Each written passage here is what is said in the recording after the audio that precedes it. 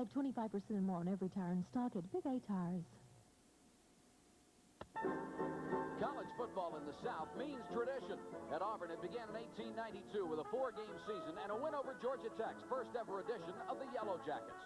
The tradition grew in 1896 when Auburn students greased the railroad tracks that would carry the Tech train. Unable to stop, it slid 5 miles past the station, and Tech players, coaches, and fans had to walk back to Auburn. The tradition of the Auburn War Eagle goes even farther back, to the Civil War, in fact. And every year since 1898, they've held the Rec Tech Parade as students march through the streets in their pajamas, just like their turn-of-the-century counterparts who slipped out of their boarding house, headed for the train station, and a permanent spot in the tradition of football.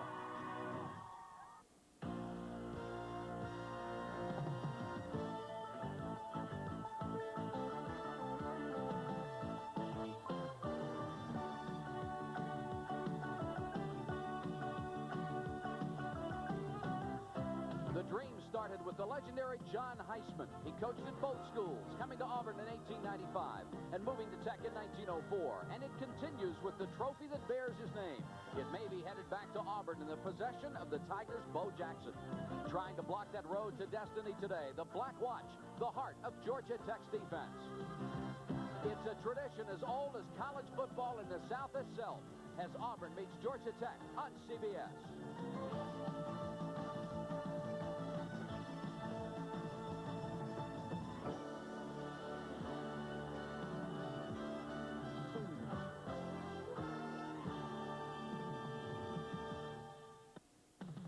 CBS Sports presents college football.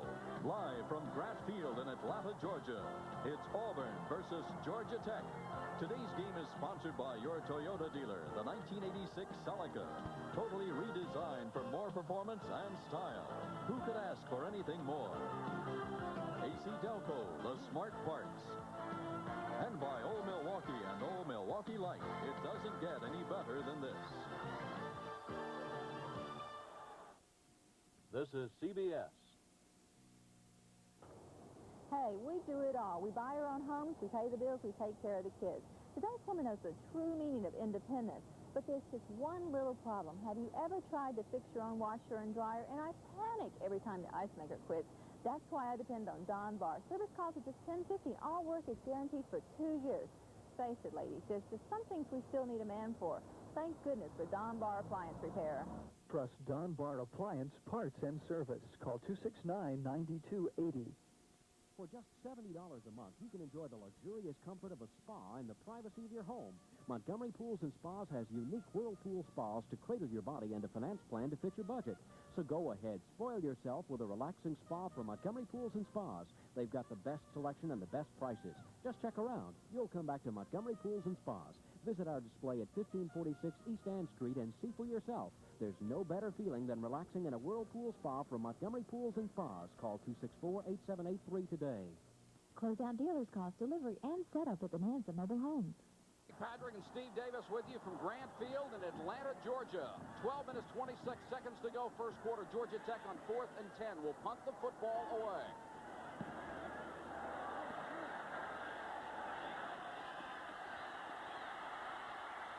Wegand on the return for Auburn. He's got a chance across the 50 into Georgia Tech territory at the 42. Second time that Auburn has had the football. Georgia Tech kicked off. Auburn picked up 1 first down, but the Black Watch defense held. And now you have just seen Georgia Tech punted away after 3 straight incompletions. Mike Snow, the punter, had to make the tackle on Trey Gaines, the return man. And Auburn in good shape for its second possession. Steve? Well, the important aspect of the ball game is that everybody's concentrating on Bo Jackson. I think it's going to be the key of being able to watch John Dewberry on offense. Bo Jackson will get his yards just by the nature of the person he is.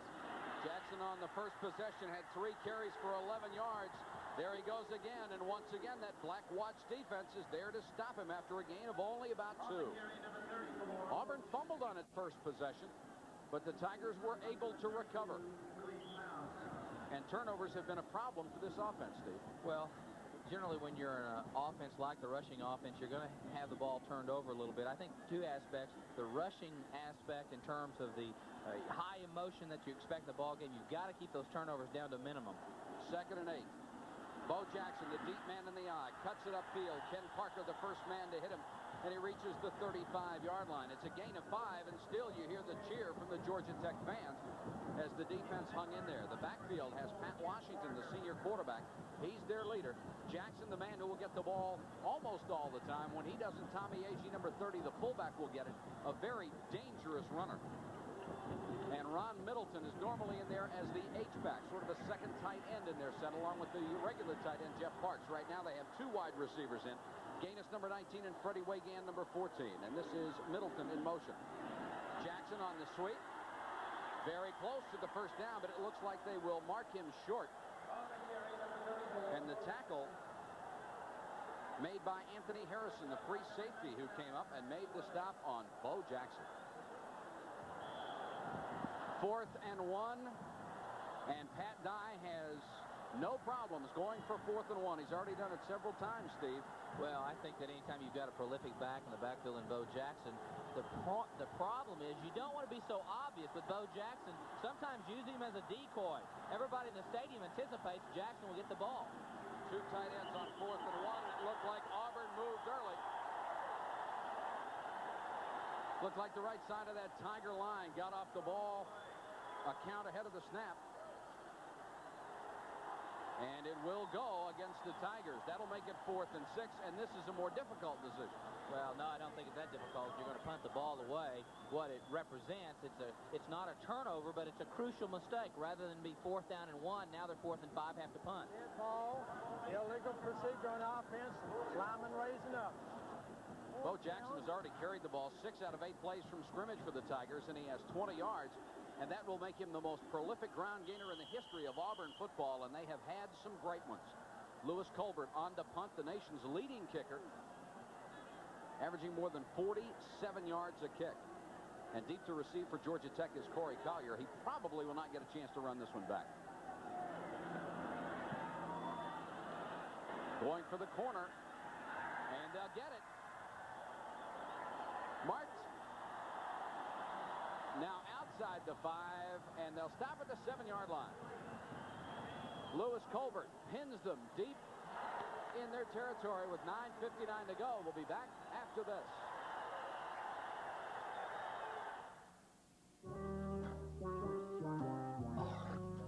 I want my soda.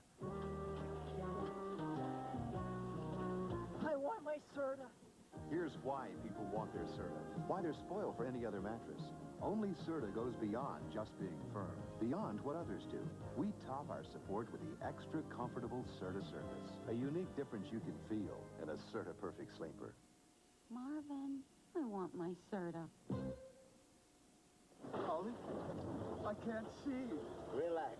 I know France like the back of my hand. We need new Anco wiper blades. ANCO windshield wiper blades for Datsun, Toyota, VW, and other imports are available everywhere. Much better. Ollie, are you sure we're in France? Where do you think we are? Spain? Spain. ANCO, the best blades you can buy. Test proved. Here, hold my crush. Looks good. Yeah, real orange. Just hold it. When an orange crushes inside, your eyes get bigger, your mouth gets wider till those all-natural flavors are deep inside. Your crush is so irresistible, you can't keep a bottle full. Hey, my crush. I couldn't help myself. Have a crush on sugar-free Crush, too. Sweetened with 100% NutraSweet. There's no saccharine aftertaste. If you take the Somerset Road all the way out to Mangrove Bay, you'll find a very special place. Captain John's Boatyard. One of the only places in Bermuda you can rent a boat and a motor and spend the day out over the coral looking for fish, or out on the flats just looking.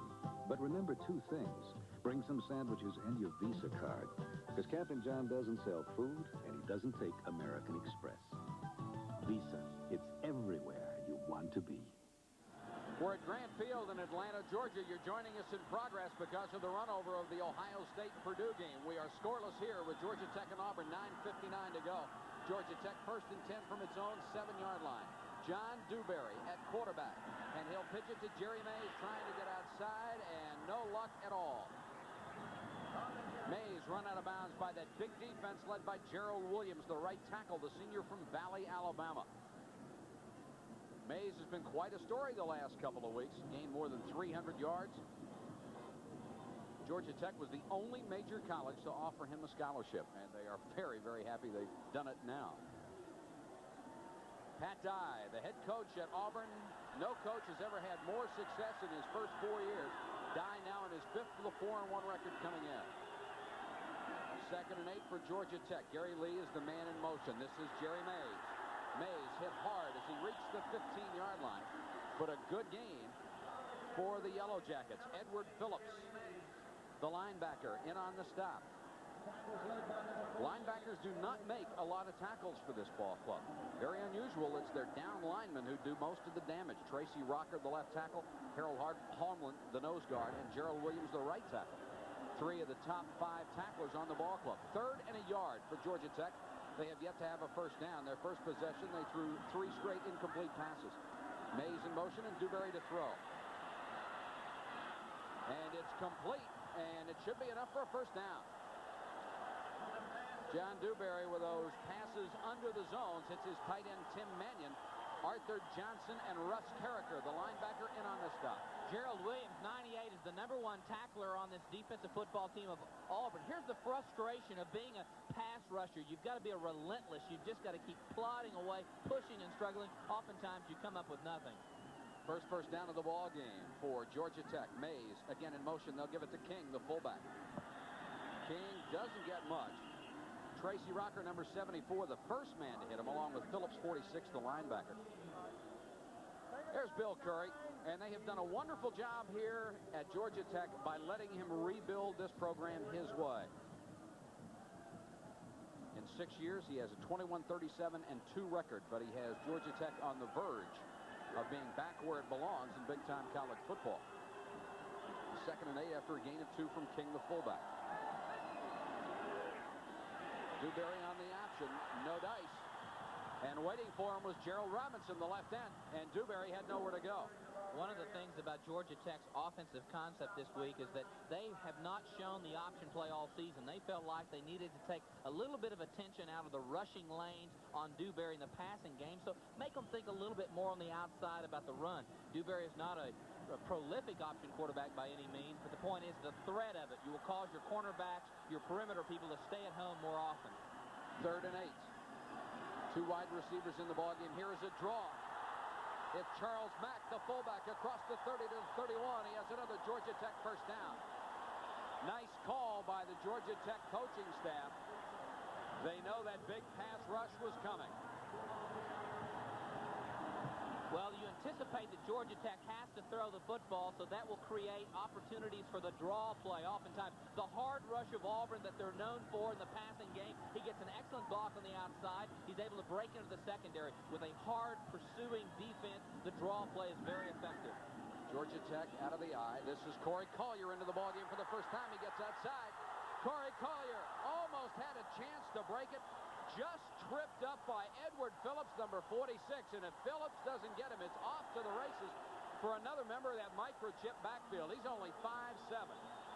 2 aspects of the game that I think are very important early is the emotional aspect of Georgia Tech. I think the emotion is on their side of the field. Plus, offensively, they have to play what the coaches say, unconscious football, play above their ability. Emotion provides that opportunity oftentimes. Georgia Tech on a drive that started from their own 7-yard line has reached the 46. Dewberry, an all-ACC quarterback. To Mays, back into tailback. Mack could not get his man out of the way, and it was Phillips and Russ Carricker, 46 and 47, to knock him out of bounds.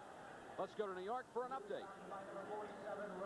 Mike, Syracuse has been throwing short most of the day, but here they go up top. Don McPherson to Mike Ciano. 45 yards later, Syracuse is up on top 20-17 with under 6 minutes left, and the Orange have the ball.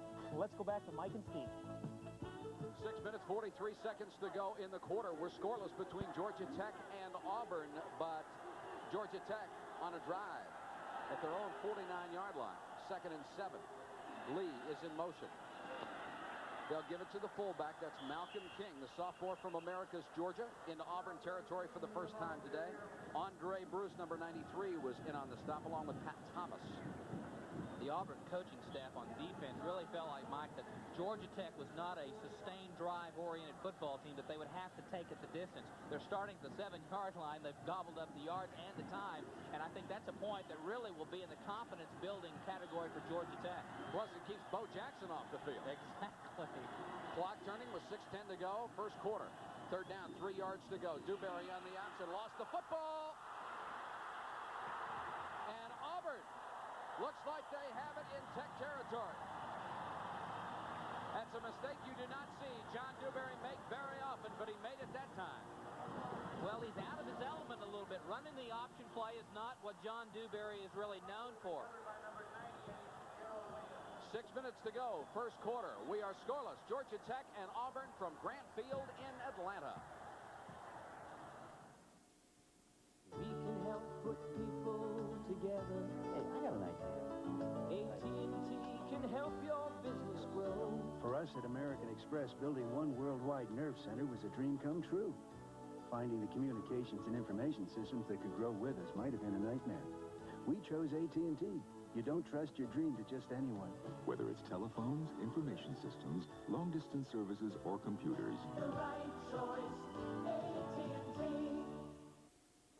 This fall, millions of people will change their antifreeze, but not their radiator hoses. It's an easy mistake to make, because hoses can look good outside even when they're wearing out inside. So put in Quality Gates hoses the next time you change antifreeze. Because if your hoses go, your car won't.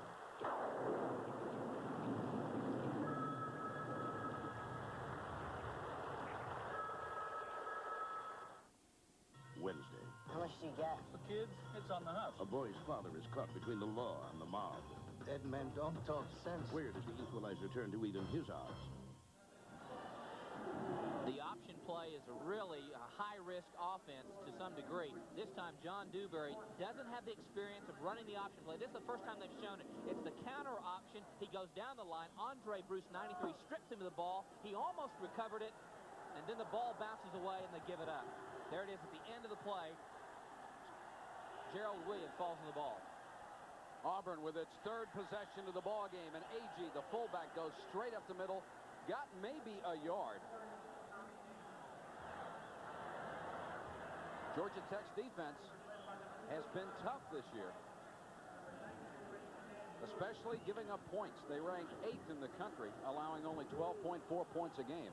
And on total defense, they're giving up 301.8 yards a game. That is 20th in the country. Auburn's defense, incidentally, is 10th. This is 2nd and 8. 2 wide receivers. They'll run out of the eye. Parks is the tight end, and Washington wants to throw under pressure. Floats it sideline. Rutland had it right in his hand and dropped it.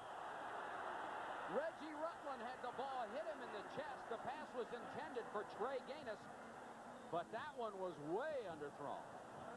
And look at Rutland shake his head. So many times in any aspect of sport, you have a tendency where you know you're going to put it away. You're going to get the slam dunk. You're going to drive it to the baseline in tennis, whatever the sport might be. You're so ready for it, and then all of a sudden you choke on it. And that's exactly what happened. Reggie Rutland wondering how he could have missed that one. Third down, 8 yards to go. And they'll give it to A.G., the fullback. He'll get 2 and be way short of the first down. And that Georgia Tech Black Watch defense has held again. Ralph Malone, number 95, made the stop on the junior from Maplesville, Alabama. Georgia Tech is playing with the intensity that the coaches really felt like they would. That is never a problem when you're playing against a highly ranked team or a team that has a prolific runner to get ready for it. Sometimes, I think Rutland's case, it was the over-emotion, the over-anticipation of maybe getting the ball. Colbert comes in to punt. That's Corey Collier, number 25, waiting at his own 10-yard line. Last time, Colbert was able to put the ball out of bounds at the 7. We'll see if he goes for the corner again. And he may have gotten another one. And the official will mark it at the 14, between the 14 and the 15-yard line, and Georgia Tech will start from there. So once again, The Ramblin' Wreck will not have good field position. 4:29 to go first quarter. We're still scoreless. When you're looking for more in a car, reach for the stars. Introducing the all-new 1986 Toyota Celica GTS, totally redesigned to give you more. A front-wheel drive car that truly handles like a sports car. Let the electronically fuel-injected 16-valve twin-cam dazzle you. Let its 135 horsepower move you. The Toyota Celica, a star is born, more like a legend. Who could ask for anything more? Toyota. Test pilot Chuck Yeager for AC Delco. Up here, power when you need it can save your neck. When you get back down to your car, it helps too. Today's smaller engines need extra firepower from a spark plug, and AC delivers. If you could look inside your engine, you'd see an AC spark plug delivering up to 30,000 volts, firing 30 times a second. Firepower when you need it from AC. Get rebates now on AC spark plugs. Never wait for trouble. Mount Hood, Oregon and Old Milwaukee both mean something great to these guys. Mount Hood means the best summer skiing in America. And Old Milwaukee means a great beer. Cold, crisp Old Milwaukee beer and smooth, golden Old Milwaukee Light. There's nothing like the flavor of a special place in Old Milwaukee beer. Old Milwaukee and Old Milwaukee Light. Man, it doesn't get any better than this. Nothing. First quarter from Atlanta, Georgia. 4 minutes and 29 seconds to go. First quarter. Georgia Tech pinned deep in its own territory once again at the 14-yard line. John Dewberry, the quarterback. That's Davenport, number 26 in motion. Dewberry fumbled again. And it looks like he got it back. John Dewberry fighting with the nose guard, Harold Hallman, trying to recover that fumble, and there is a flag down. Hallman jumped off sides. Makes the handoff a little tough. Yeah, especially when he's in your backfield. And has you around the throat. Here's the end of the play. Hallman really lunged forward before the ball was snapped. Encroachment on the defense. First down and 5. Watch Mr. Hallman inside, number 94. He's through the line of scrimmage and almost, he wanted to take the handoff from Mr. Dewberry. Well, he's quick, but he's not that quick. Yeah, really. I mean, Hallman, a member of the Marine ROTC at Auburn, and they say he plays the way the Marines go after an island. First and 5. This is Mays trying to get outside. He has room. Across the 30 to the 34-yard line. First down for Georgia Tech, and it was Ben McCurdy, number 52, who had to make the tackle after a 14-yard carry for Jerry Mays. Today we'll see a lot of sweep plays and variations from both sides of the ball, both Auburn and Georgia Tech. This time, Jerry Mays, number 20, the freshman, he sets up his opportunity. Watch him give it an inside fake, then break outside. Really stretches the defense and stretches those lanes of pursuit by being able to create an opportunity, then break again. Mays comes out of the ball game, and number 25, Corey Collier, comes in. This is Davenport in motion, who threw a good block on the last play. King, the fullback, tripped up as he crossed the 35 to about the 36-yard line. And getting up off the bottom of the pile is Andre Bruce. Sorry, Mike. One of the things that Georgia Tech is doing right now, they're changing the strength of the formation almost in every play. And what they want to do is take the emotional aspect out of Auburn's defense, make them be very basic in their adjustments and their coverage. You can't play real emotional when you're a little bit confused. And this is the defense that held Ole Miss to a total of 9 yards. Total offense. Collier on a little swing. 40, 41, what a shot he took. Tom Powell and Kevin Porter, and Powell is as good as there is at a free safety, and he nailed Corey Collier. What happens, Auburn gets tied up inside, thinking it's going to cross the middle, then all of a sudden, real quick to Collier on the outside. They're really trying to stretch this Auburn defense, get them where they cannot really be predictable. Georgia Tech, it's very difficult on a computer run to figure out just what they do. They change their tendencies up so much. Third down, 2 yards to go from the Tech 42. Jerry Mays back in the ballgame, very close to the first down yardage. Had to get just across the 43-yard line. Stopped by Gerald Robinson, the left end. Let me see what we got. 253-pound senior. 3 They'll measure for the first down. You might have heard the official saying it looks like it's a first down, but let's measure. There's Pat Dye on the sideline. And it is a first down by the length of the football for Georgia Tech. And you can hear the reaction from the mainly partisan Georgia Tech crowd here at Grant Field. Football is back in Atlanta because of that man, Bill Curry. First and 10, Georgia Tech. They have been in Auburn territory once, but that's when Dewberry fumbled on the action play. Fullback Mack hitting the backfield. May have lost a yard on that one, and Tracy Rocker went right over the top of center Andy Hearn. He was knocked by number 74, Tracy Rocker. This is what the defensive people are seeing in terms of the inside play. Georgia Tech trying to stretch them both sides. Inside, kind of a crossbuck type play, and there's no way they're going to go anywhere with Tracy Rocker in the middle. Bracken, Hearn, and Thomas unable to keep that front line out of their backfield.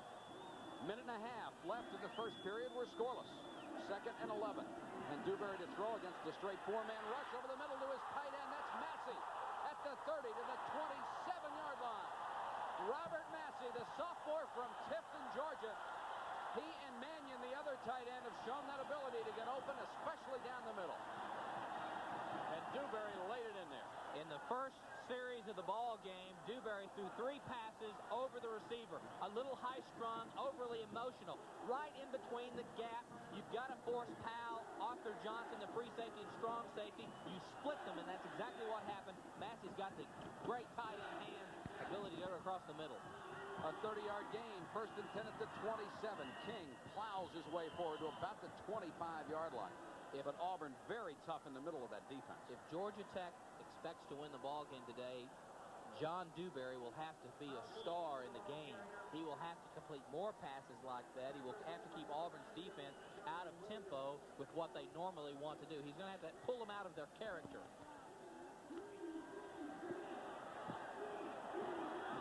Second down, 8 yards to go with 30 seconds to go in the quarter. 2 tight ends in the ballgame for Georgia Tech. Lee, the flanker, he's the man in motion. Collier trying to get outside. 20. Down to about the 17-yard line. Very close to another first down. Ben McCurdy made the tackle.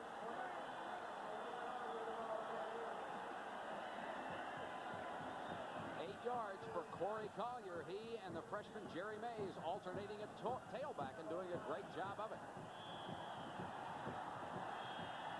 Collier really gives Georgia Tech more power. When you get inside the 20-yard line, you become a little bit more conservative.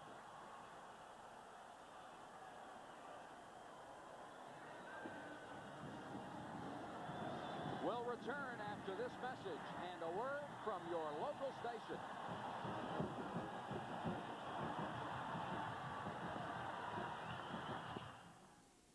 We're not a company, but we'll give you a chance to work where there's always a challenge. We'll give you opportunities to learn, to develop, to perfect skills that you thought were beyond your reach. We'll help you build a career that can reward you for the rest of your life. We're not a company. We're your country. We're the Army, the Navy, the Air Force, the Marines. We're the Armed Forces. It's a great place to start. Not so very long ago, the average 4-cylinder engine looked something like this. But these days, 4-cylinder engines look a little more like this. That's why we developed new Valvoline 4-Guard motor oil, specially formulated to protect today's harder-working, more complex 4-cylinder engines. And it won't break down, even after 7,500 miles. Times have definitely changed. So maybe it's time to change your oil to new Valvoline 4-Guard. The first-place Cowboys renew their heated rivalry with the Eagles, or see the Redskins take on the Giants among the regional games tomorrow on CBS Sports. This is CBS. My car will never be the same. Don't worry. Here at Paul's, we have all the latest equipment to fix your car back just as it was before your accident. Powell's is Montgomery's most complete body repair shop, offering you the latest in unibody repair equipment, along with MIG welders for use on today's high-strength steel. The next time you're involved in an accident, visit Powell's Body and Paint Shop next to Gaylord's on the Atlanta Highway. I'm sure satisfied with the repair work done on my car. Take it from someone who knows. At Paul's, they get it right the first time. Cracked or broken car window? Call Best Glass Company, where you'll find insurance claims are invited and a complete line of automotive glasswork. Enhance your home or office with beautiful designs of glass. Furniture tops for the look of luxury. Mirrors of all shapes and sizes. Attractive bath enclosures. Sliding mirror doors. Energy-efficient, safe, and secure storefront designs. For the finest in glass products, knowledge, craftsmanship, and service, call or visit Best Glass Company, 215 North Bainbridge. WCOV-TV, your CBS station for Montgomery. Just starting the second quarter at Grant Field in Atlanta, Georgia Tech with the first scoring threat of the ball game. 3rd and 1 from the Auburn 18-yard line. And Dewberry with a play-action fake. He'll keep it and get the first down as he dives forward inside the 17-yard line. Right now, let's go to New York for a college football update. Mike, Penn State trailing, scored with 1:53 left on a pick play. John Schaefer to Steve Smith. That put them up 24-20. There's less than a minute to play, and Penn State keeps winning those close ones. Let's go back to Mike and Steve. Bill Paterno is doing a lot with a team that most people didn't think was going to be undefeated this part of the season. Well, Coach Paterno is, he's been wrapped a little bit hard the last couple of years. So they say even his posters aren't selling well up there. Those life-size cutouts. 1st and 10, Georgia Tech at the 16-yard line. Collier right side. Good balance, got him to the 14-yard line, but no more as Kevin Porter out of Warner Robins, Georgia, the left corner, came up to hit him hard. He was stopped by number 3, Kevin Porter. There's John Davis, number 65, trying to get something outside for Collier. Yards get a little bit tougher inside the 20. You have to take a little bit more chances on defense, and offensively, you generally tend to be a little more conservative. This is the 11th play of a Georgia Tech drive that started at its own 15-yard line. Dewberry, now he wants to go the other way. Inside the 10 and pushed out of bounds by Kevin Porter at the 7-yard line. Well, they don't draw him up that way, but it worked. I think it showed the athletic ability of John Dewberry. The play was a total disaster. That's one of those oh my plays when you come down the line of scrimmage and you realize the option play is not the play you should have called, but you've got to be creative. You've got to be impromptu, and that's exactly what happened. And then Dewberry showed his talent by being able to put a move on Porter and to turn a loss into a slight gain. Dewberry capable of running the ball. He's shown that already in this one. 3rd and a yard for Georgia Tech. Again, 2 tight ends, and they'll split the backs. King and Mays. And Dewberry wants to throw. Got a man wide open. Mays! Touchdown, Georgia Tech!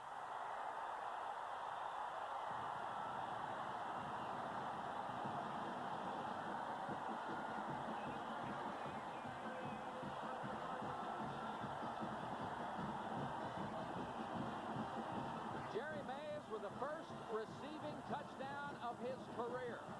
He has thrown 2, by the way, on the option pass. But that one had to be sweet for him. Thomas Palmer, out of Dewberry's hold, will try to add the extra point. And Georgia Tech is going to have to burn one of its timeouts on a point-after play, and you bet Bill Curry will not be happy about that. I think they only had 10 men on the field. That's the first timeout we've In had. football, so many times we have the statistical line for turnovers, and yet those type of mistakes are so crucial in a ball game. And at the end of a ball game, the coaches will remember, boy, if we ran out of timeouts in a particular period or something, those type of things really eat on you as a coach. Here's Dewberry, who got his 7th touchdown pass of the season on the little 7-yard toss to Jerry Mays. And it has been all Georgia Tech in this ball game. They have totally taken away the momentum from Bo Jackson and Auburn. This is Thomas Palmer. Kicking has been something of a sore point for Georgia Tech this year. David Bell, who had such a great season in 1984, has a leg injury, and Palmer has taken over as the kicker. Had no problem with points after 12 out of 12, but has had some trouble with field goals.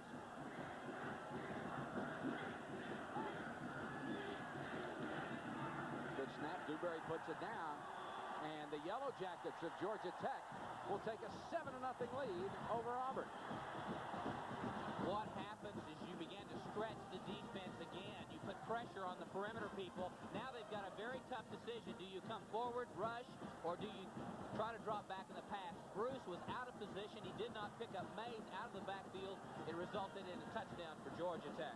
Georgia Tech on top of Auburn, 7-0. We'll be back with more of the second quarter in a moment.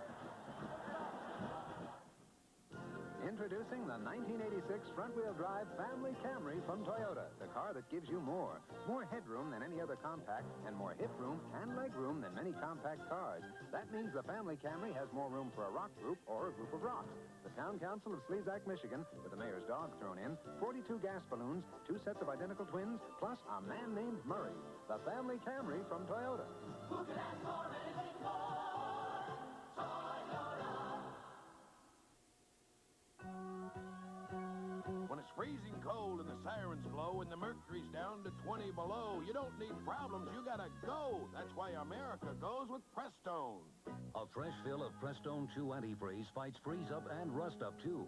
A radiator could look this bad after just 10,000 miles of driving on weak, neglected antifreeze, while the Prestone radiator looks this good. Get the Prestone difference. America goes and goes and goes with Prestone. The year's top marathon field, including Olympic champion Joan Benoit, is expected in Chicago for America's Marathon tomorrow on CBS Sports. Georgia Tech on the scoreboard first, a 7-0 lead over Auburn, and Jerry Mays, number 20, is the young man who caught the touchdown pass from John Dewberry to put the underdog Yellow Jackets on top. And now they'll kick it away. Fullwood is the deep man standing at his goal line.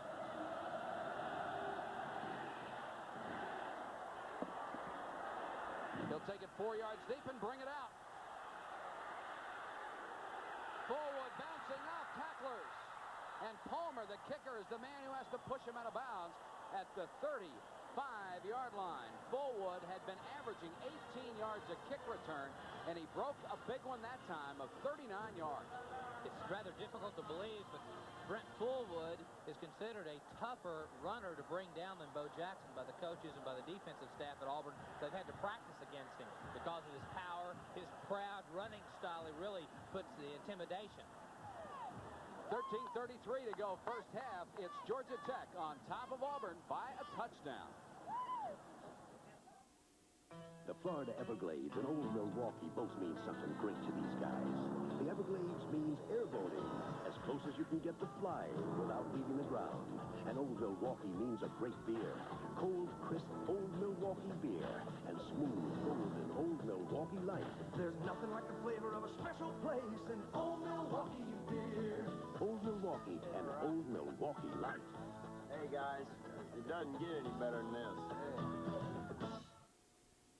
The Kemper Cavalry. Why do so many people trust their auto and home insurance to Kemper? First accident forgiveness. Kemper Total. Repair or replacement value coverage for my new car, as long as I own it. Guaranteed renewal for good drivers 55 and over. Compare Kemper's loyal protection with anyone. We don't have to toot our own horn. Once you compare Kemper, you'll ride with us. 13:33 to go in the first half. Auburn with the football at its own 35-yard line. Down 7-0. And Bo Jackson on the toss. And that is what has happened to him this entire ballgame. He has been swarmed by the Georgia Tech defense. Ricardo Ingram, 47-93, Ted Roof, and you will see Roof in there all the time. Don Lindsay, the defensive coordinator for Georgia Tech, really felt like that what he wanted to accomplish this week in practice was that for Georgia Tech to come into the ball game and play loose. Do not be intimidated by Auburn's great offense. So far, they've not been. At Georgia Tech, 121 yards on offense to Auburn's one-fourth of that production. They have been laying in wait for Bo Jackson. He's trying to get outside. Look at that speed. Jackson, 50. Cuts it back. to the Georgia Tech 28-yard line. And no matter how many times you bring him down at the line of scrimmage, if you relax for a second, it's see you later. There are two philosophies to how to stop the pitch play or the sweep play.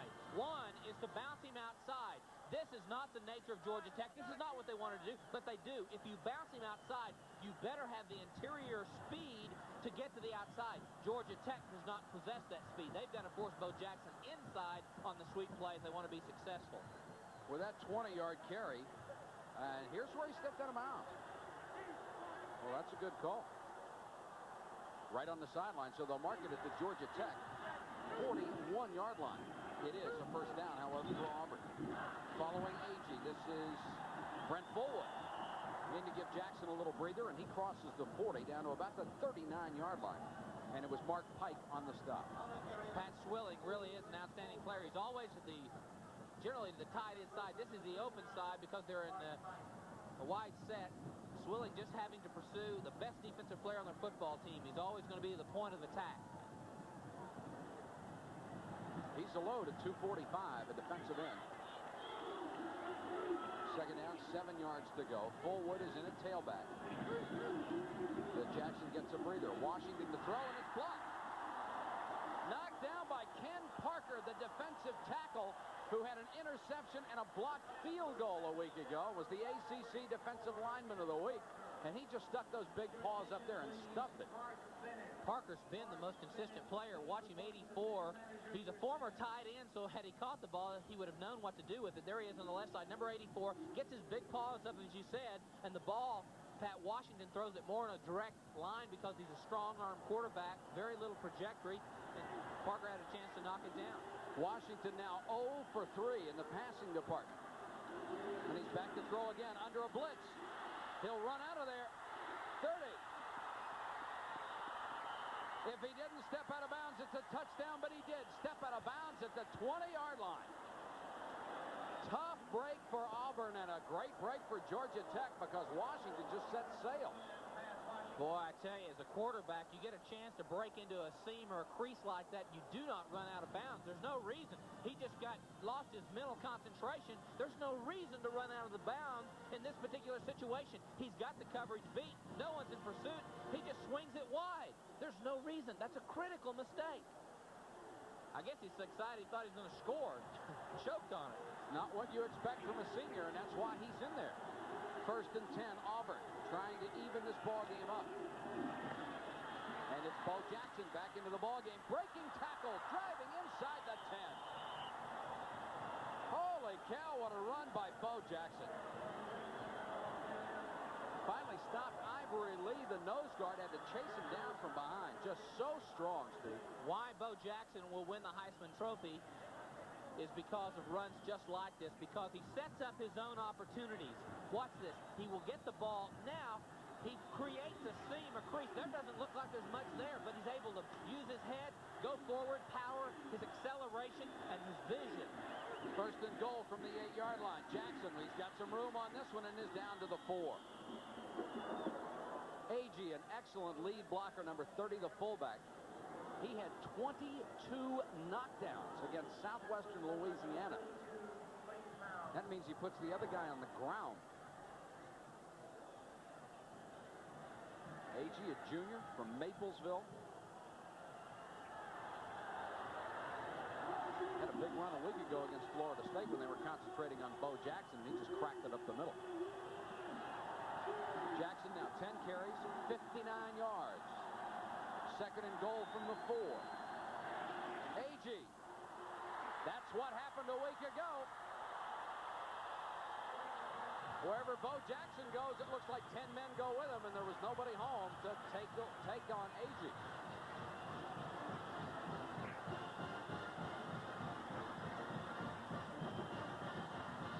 Seven to 6, Georgia Tech by 1 with 10:50 to go in the first half. And Chris Knapp will come on to try to tie it up. And does.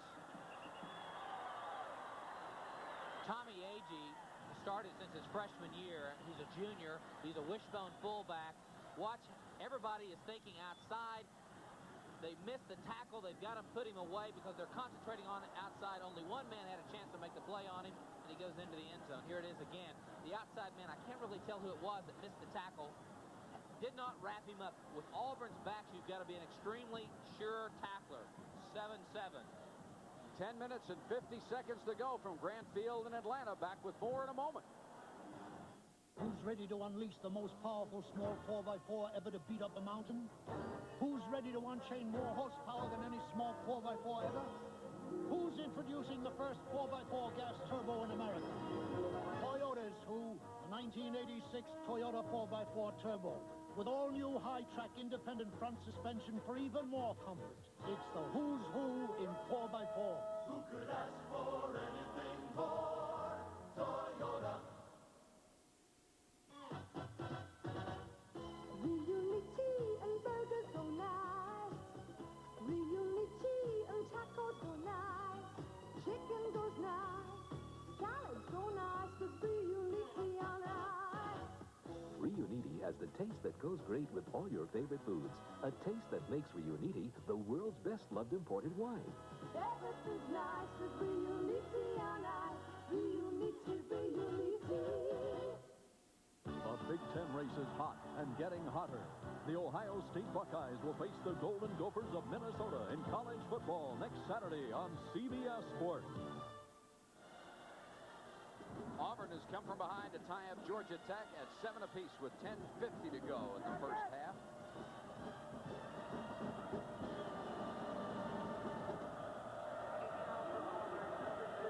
Auburn to kick it away. It's Chris Johnson kicking to Collier and Mays. And it's Mays at the goal line.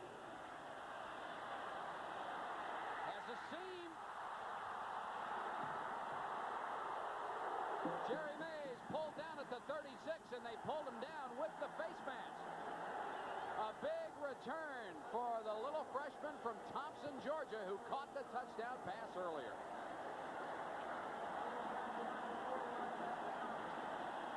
Mike, on all the film that I watched of Jerry Mays, it has an unbelievable, uncanny ability to really break tackles. You cannot get, for a great back, you can't get the great hit on him, and that's what he did on the return. Here's the call. 5-yard penalty, face mask on the run back on the defense. First down. Crowd was going because they wanted 15 on that one. He gets a good wall in front of him, and what happens, he starts to find that little seam or crease and uses his speed and cuts back. Just no one's able to get a direct hit on him. There's the penalty. Pat Thomas pulled him down by the face mask. First and 10 from the 42. Dewberry under pressure. Can't get rid of it, and will be chased out of bounds for a loss. And a flag goes down for a late hit. The Toyota Leadership Award is presented weekly to a team member who's been singled out by his athletic department and faculty advisor for his team contributions, grades, and citizenship. Today's game winners are Rob Schuler of Auburn and Ted Roof of Georgia Tech. Toyota will donate $1,000 to each school's general scholarship fund. I will check the penalty for you, and this, too, will go against Auburn, and this one will be for 15 yards.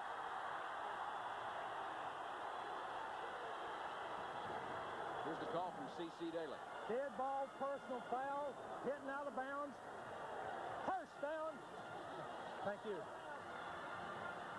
Bill Curry looking on as his team crosses into Auburn territory again at the 47-yard line. 10:35 to go first half. And those Auburn mistakes on penalties are starting to add up. Dewberry gives it to King, his fullback. Had a little hole up the middle, gets to about the 42-yard line before he's shoved back.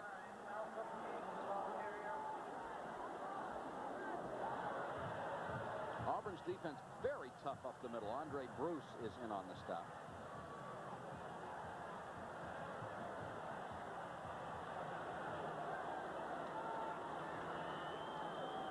Along with Alex Dutchak. He's number 80 checking in for the first time. 2nd and 5, Georgia Tech. The tight end, number 40, Mannion, switches to the near side, and they'll send Davenport in motion. Mays, again, trying to get outside. Not this time. Nice play by Arthur Johnson, the strong safety, who just played it the way you're supposed to. Take a look at some other scores around the country so far as we get a late start here in Atlanta. And here's the big one, Michigan and Iowa, 0-0 second quarter. Michigan defense hasn't been tough or anything this year. Tennessee beats Alabama 16-14. Number 20 over number 15. Nebraska also a winner by 8 over Missouri, closer than most people expected. Florida swamped southwestern Louisiana. 3rd and 4, Georgia Tech from the Auburn 41. Here comes the blitz on Dewberry, and they got him from behind. And it's Pat Thomas, the defensive right end. Dewberry never saw him and never had a chance. A loss of 10 on the play, and they'll have to punt it away. Auburn did not want to come in and have to blitz against John Dewberry. They wanted to be able to use their 4- and 5-man rush, and this time Pat Thomas really uses, coaches say he's 4'6", but his quickness seems to be so much more impressive on film. Mike Snow, who's averaging 40.9 yards a kick, is in to punt it away. And Trey Gaines is deep to receive. And Snow knocks the air out of it. And it will be down inside the 5 by Georgia Tech's special team. Auburn has been able to put them deep twice, and Georgia Tech returns the favor. They'll spot it at the 1. 8:19 to go in the half. We're tied 7-7, Auburn and Tech.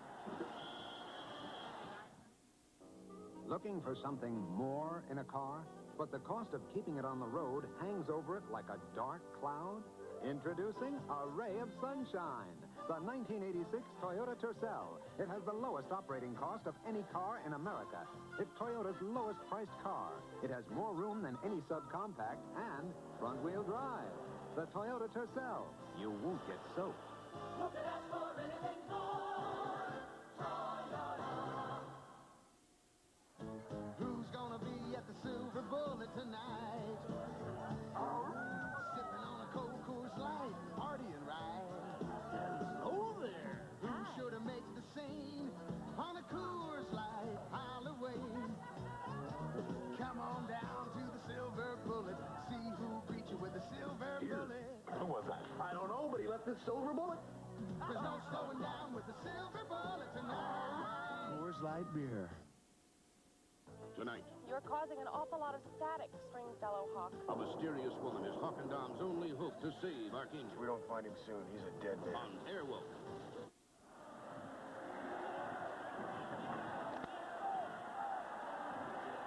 8:19 left in the first half of play. Auburn pinned back at its own 1-yard line in time for that big offensive line to try to move it out. This is Jackson. He slips and falls inside the 5, and there's a flag down back at the 1-yard line.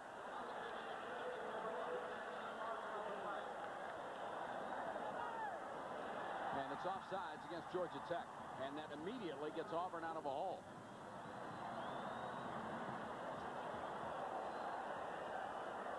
They'll make it 1st and 5 from the 6-yard line.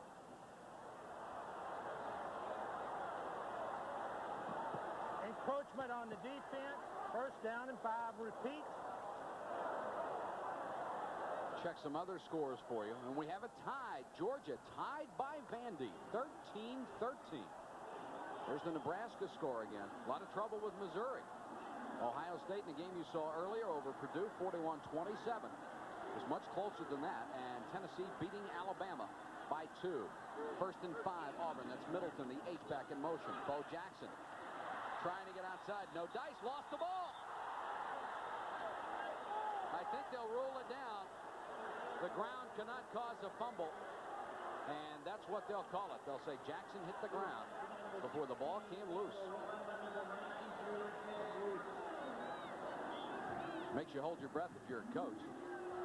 It just depends on which side of the field you're on. I think both of them are holding their breath. Well, that may be true, too. Now, on films that I saw on Bo Jackson, it appears like any great back, he is human. If he's Might get able some argument on that, though. Well, no. If you force him inside, he goes down. If you outman him, he goes down. 2nd and 3. Jackson gets close to the 9-yard line. It will be shy of a 1st down again. And if you tackle him around the ankles, he goes down. I mean, that's one of the things that the coaching staff, they are so impressed with Bo in the sense that a lot of people have already put an S on his shirt, you know, for Superman. But the point is that Bo has that capability. He's very human, and he certainly is a great running back. But the point is that you just watch him play. He's patient all day long, and all of a sudden he breaks the big run, makes a big play. Oh, we saw in the first quarter that Black Watch defense had contained him very, very well, and then one man missed a tackle, and he was gone. That's right. Third down, 2 yards to go. Big play here. Auburn at its own 9. Middleton, the man in motion. They'll fake it in Washington. Being chased by Jurgensen and got by him and has the first down. Finally knocked out of bounds over there by Mark Hogan, the bandit. Good play by Washington, and Paul Jurgensen just didn't have the speed to chase him down. But there's a flag down, and the preliminary indication is against Auburn, and Pat Dye doesn't like that. And it's a clip. And you just saw Pat Dye talking with one of the officials, and he told the Auburn players to get back to the sideline. Right here. 23-yard line, 11 and a half. 11 and a half.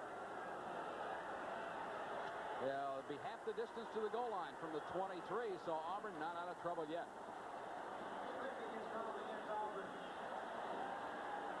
Black Watch defense has acquitted itself pretty well against a very veteran and tough offensive line for the Tigers. Here's the call. Clipping on the offensive team.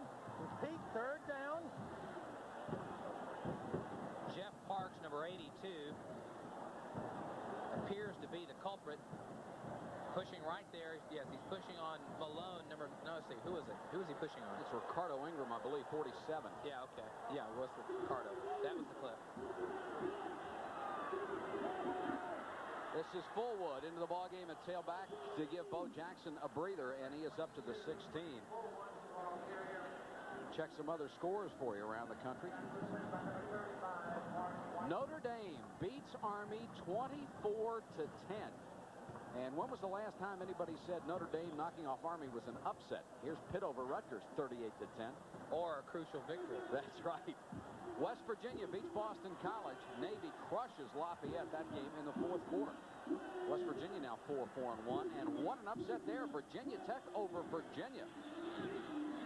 This is Agee, the fullback. No chance. Ted Roof a hold of that left ankle and would not let go. It'll bring up third and about 5 yards to go. Auburn has had success offensively, Mike, when they've been able to go outside and test the speed of Georgia Tech's defense. They do not have the speed to play an outside, sideline-to-sideline game. As long as Auburn continues to go inside, that's got to make Don Lindsay, the defensive coordinator, a little bit more excited. There's Roof. That's the kind of play that Georgia Tech is inviting. They want you to come inside. 5:09 to go first half. Tied at 7. 3rd and 4 for the Tigers. From their own 18.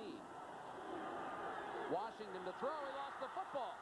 Now he's got it back, and he's in a lot of trouble. Cleve Pounds takes him out of bounds at the 7-yard line. Well, I thought Pat Washington may have gotten away with one there. He lost it. It bounced right back to him, but he lost 12 yards. I tell you what, if I were Pat Washington, tomorrow they'll watch the film of this game. That'll be a horror film for him. The play it's supposed to be 1, 2, 3, throw the ball. He's got his hand up to throw. The ball is batted down away from him. Now, the impromptu play, and he can't do anything with it. And he's finally pulled down. Lewis Colbert, standing near the end line, will have to punt it away. And Gary Lee is waiting at the 50. Collier with a beautiful punt. And Lee signals fair catch, driven all the way back to his own 42-yard line. What a gorgeous kick by the nation's leading punter. 52 yards. Timeout with 4:47 left. We're still tied in Atlanta. The Patrick Ewing era begins next Saturday on CBS Sports. All the right parts in all the right places. Napa's putting smiles on American faces. Napa means auto parts. So dependable they may be the best part of your car. More than 100,000 parts for import and domestic vehicles are available through over 6,500 Napa stores all across the country. Or get Napa quality at garages and service outlets where you see the Napa sign. Wherever you go, Napa's the one. All the right parts in morning, boys and girls. Shirley Bloom and Carrie Bilgry enjoy showing school children devices they use every day. I will show you how I can sign my name with this pen. Shirley and Carrie are visually impaired. They're making it. To learn how blind and visually impaired older adults function independently, write American Foundation for the Blind, Box 111, New York 10011.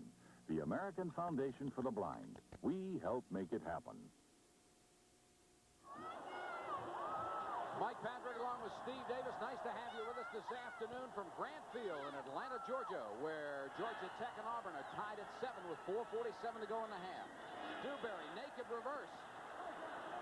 Throws, and it's complete to Gary Lee at the Auburn 39-yard line. Kevin Porter, number 3, was there, but not close enough. And Gary Lee has been Georgia Tech's big play receiver. John Dewberry had all the luxury of time that he needed. They had Arthur Johnson unable to put any pressure on him, and all they had to do is find Gary Lee, 33, that had pushed deep on Porter and then came back for the football. 1st and 10 Yellow Jackets. That's Davenport in motion. They'll give it to the fullback. That's Joel Carter in there for the first down, down to the 35-yard line. Pat Thomas, who had a big sack earlier, makes the stop. Carter, a senior, doesn't play a whole lot. Next Saturday on CBS, more college football action. Heisman hopeful Keith Byers of Ohio State takes his show on the road to Minnesota to go against Lou Holtz and the Golden Gophers next Saturday at 3:30 Eastern on CBS Sports. Right here, it's 2nd and 7 for Georgia Tech at the Auburn 35. Mays, the man in motion, and Dewberry wants to go deep. What a catch! Gary Lee! Holy cow, what a catch! He swiped that ball from Jimmy Warren.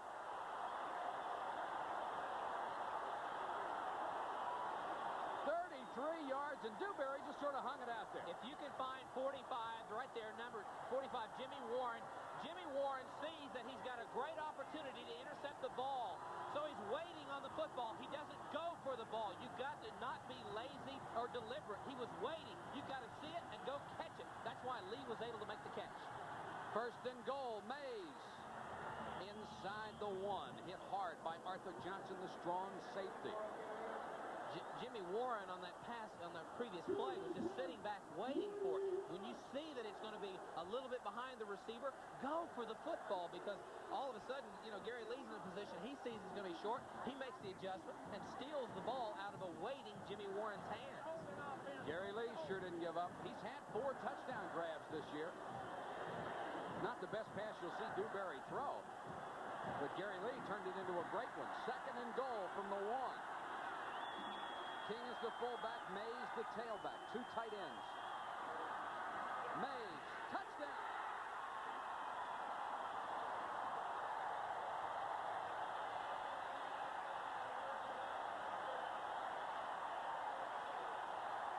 What a hole they opened on the left side, and Jerry Mays, the little guy at 5'7", walked right through.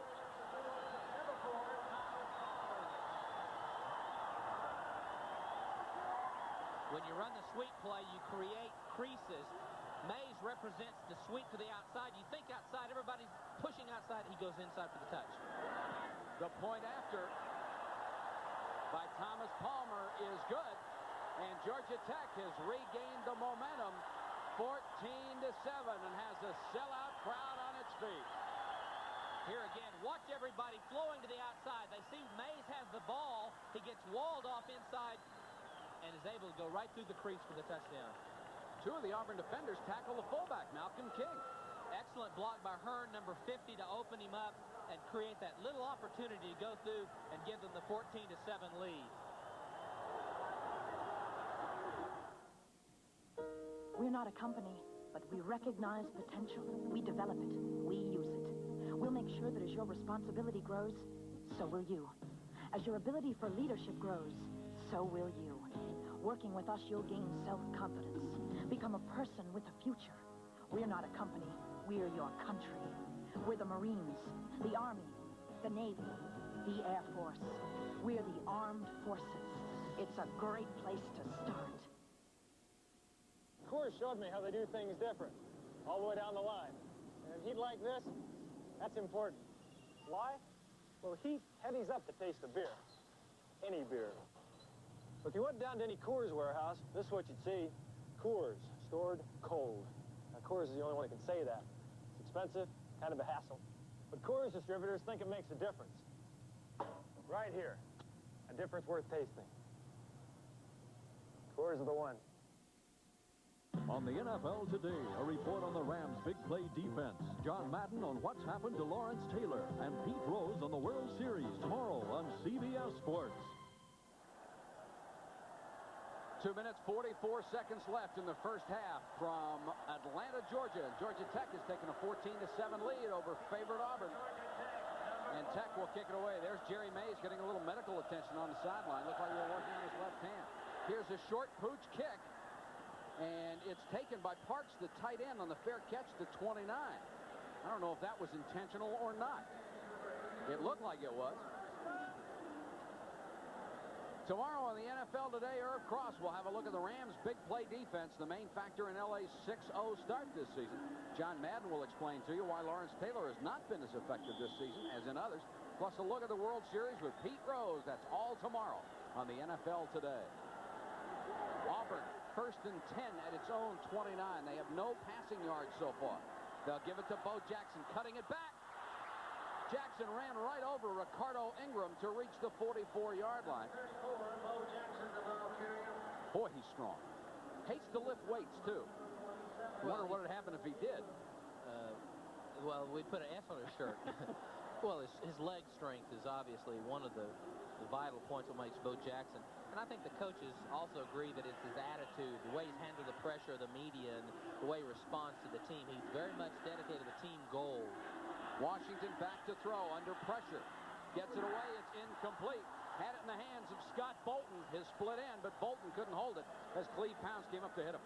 That's one of the weak areas of Pat Washington's game. He really has an exceptionally strong arm. The problem is on those short passes where you need to take a little off the ball, he drives it so hard. The point of the ball is coming down at you. It's very difficult ball to catch. And he's 0-4 right now, so he needs to learn to take a little bit off of his strong arm when he throws the ball. They put Washington in the quarterback the last 2 ball games, and they have scored 100 points in those last 2 games. They had been playing musical chairs at quarterback before then. Washington back to throw, draw to Jackson, got room to run. Good tackle by Ingram, a member of that Black Watch unit who came up to get him at the 47-yard line, but he is so dangerous.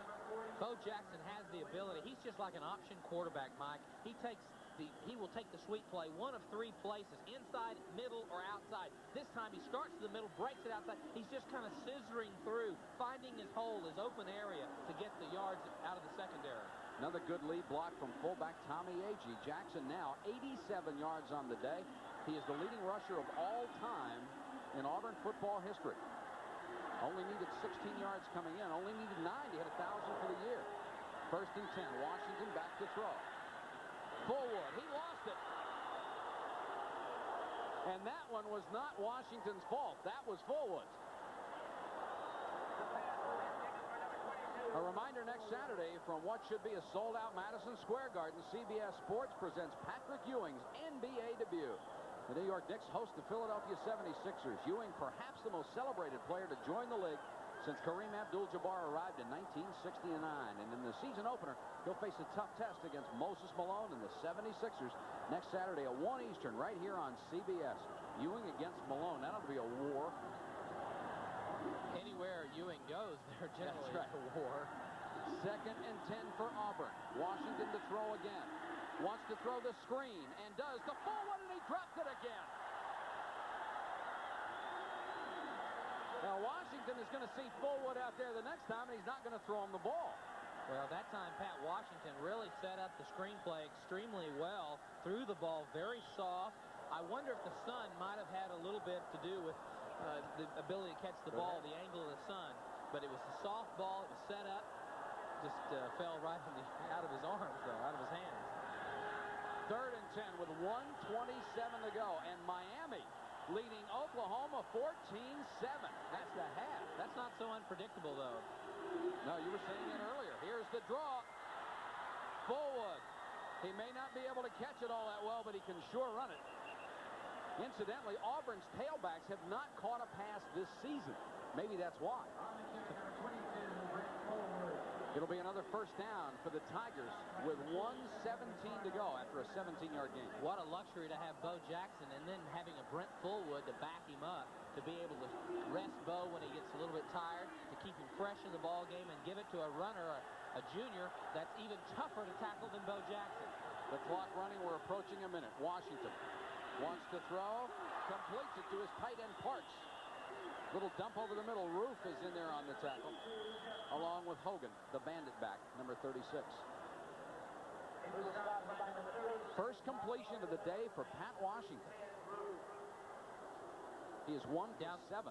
Down the line of scrimmage, setting up. It's kind of like a little short option. Then it's a throwback pass. 51 seconds left in the half. It's still Georgia Tech by 7. The one big question when it comes to trucks is who? Who gives you a powerful 2.4-liter engine? Toyota. Who gives you more payload than any truck in its class? Toyota. Who gives you 3 across seating? And who does it all still for only $59.98? The 1986 Toyota Standard Bed is who? The #1 selling small truck in America. Who else? Nobody. Who could ask for anything more? Toyota. Out here, it's me alone against the course. But in the financial world, you need all the help you can get. You need the Payne-Weber Army behind you. Even golf legends can use some financial backup. Payne-Weber is ready to roll, putting all its resources at your command. We believe the quality of life just might depend on the quality of your financial services. Thank you, Payne-Weber. Now that's the kind of army you want behind you. Auburn University, located on the rolling plains of East Alabama, is the state's largest university and one of the nation's premier land-grant institutions. Auburn is making an impact in the region through assistance to industry and agriculture, as well as quality instruction. In the nation, through the Auburn connection to the U.S. space program, and as a leading research center for the Strategic Defense Initiative. And in the world, through the UN-sponsored food projects of the International Center for Allied Aquacultures. Auburn University, working toward a better future for all of us. A pioneering spirit created a great institution 100 years ago. Today, Georgia Tech creates pioneers. I wanted to be more than just an executive. I wanted to be a leader. And to provide myself the background to do that, I turned to Georgia Tech. As I look at things that I've been able to do since I left Georgia Tech, I don't take full credit. I give part of it to Tech. The pioneers of tomorrow are at Georgia Tech today. 51 seconds to go, first half. Auburn driving, 2nd and 4, Georgia Tech 22. Washington, 1 of 7 in the air, trying to pass, throws, intercepted. That's Sammy Lilly to the 17-yard line. The ball badly underthrown, and Sammy Lilly right where he needed to be. His 2nd interception of the season. There is a flag down. We'll check it for you. I think it's against Auburn.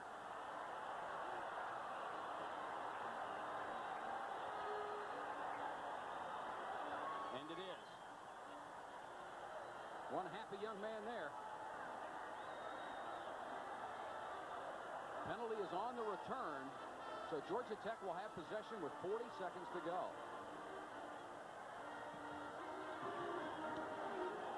Flipping, Eichel interception, first down. So many times when you're a rushing football team, this happens in a ball game where you're having a work against the restriction of time. They're trying to go to Parks. The tight end, Lilly, picks it off. The ball was poorly thrown. Turns the ball over. Georgia Tech interested in only one thing, running out the clock and getting into the dressing room. Auburn with 2 timeouts left. See what they might do with them. What happened, Auburn really needed a little bit more time to do what they do best, is run the football. They were forced to have to throw the ball, and Pat Washington is still, he's not a throwing quarterback. This is not a throwing offense. And they threw a bad ball, and it's intercepted and turns the ball over and stops the drive. Clock running with 10 seconds to go, first half. Dewberry taking his time, and he'll just go down and kill it.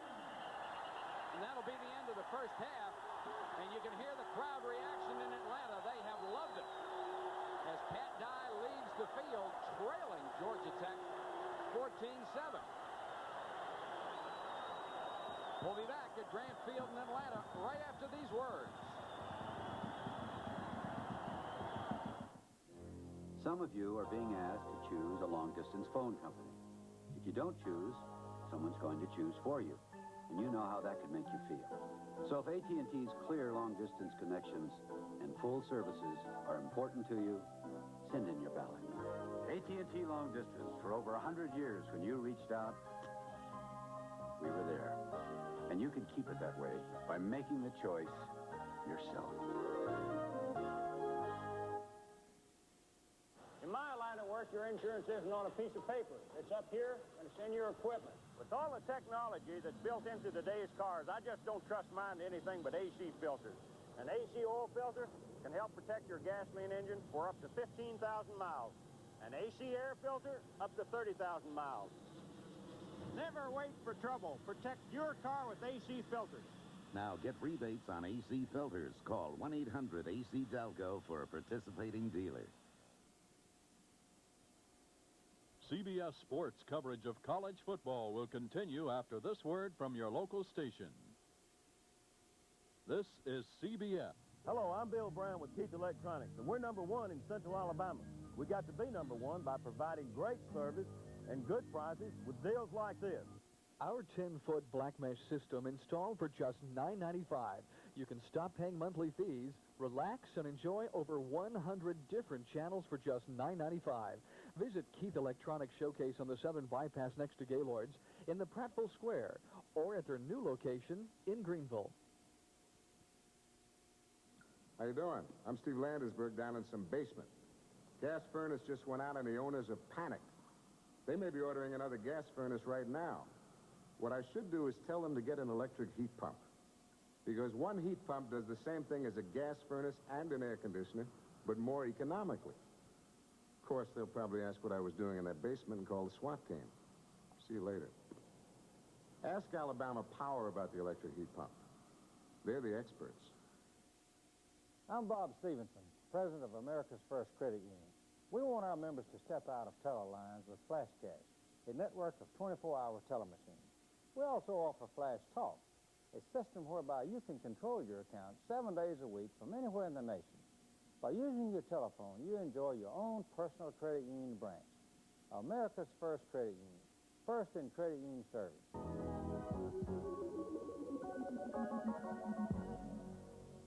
WCOB-TV, your CBS station for Montgomery.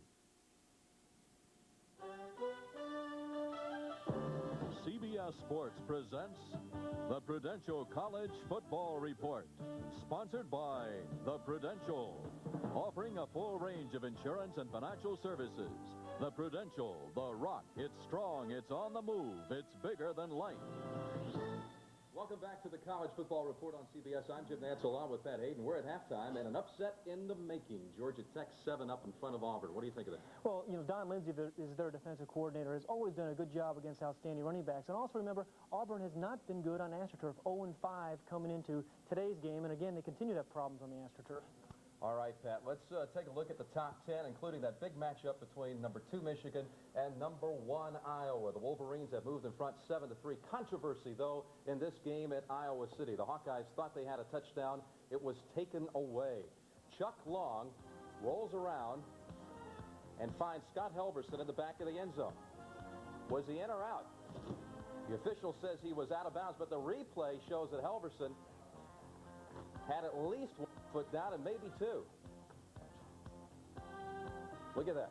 Back of the end zone, the Hawkeyes had to settle for a field goal. But right back after that, with the 3-0 lead to Iowa, Michigan's Jimmy Harbaugh rolls out, shuffle pass for the touchdown, and that's where we are right now. Michigan in front, 7-3 in the second quarter. That game just before halftime. Elsewhere in the top 10, Oklahoma is behind Miami of Florida 14-7, and the Sooners quarterback Troy Aikman has broken his leg, so it could be a double dose of bad news for the Sooners today.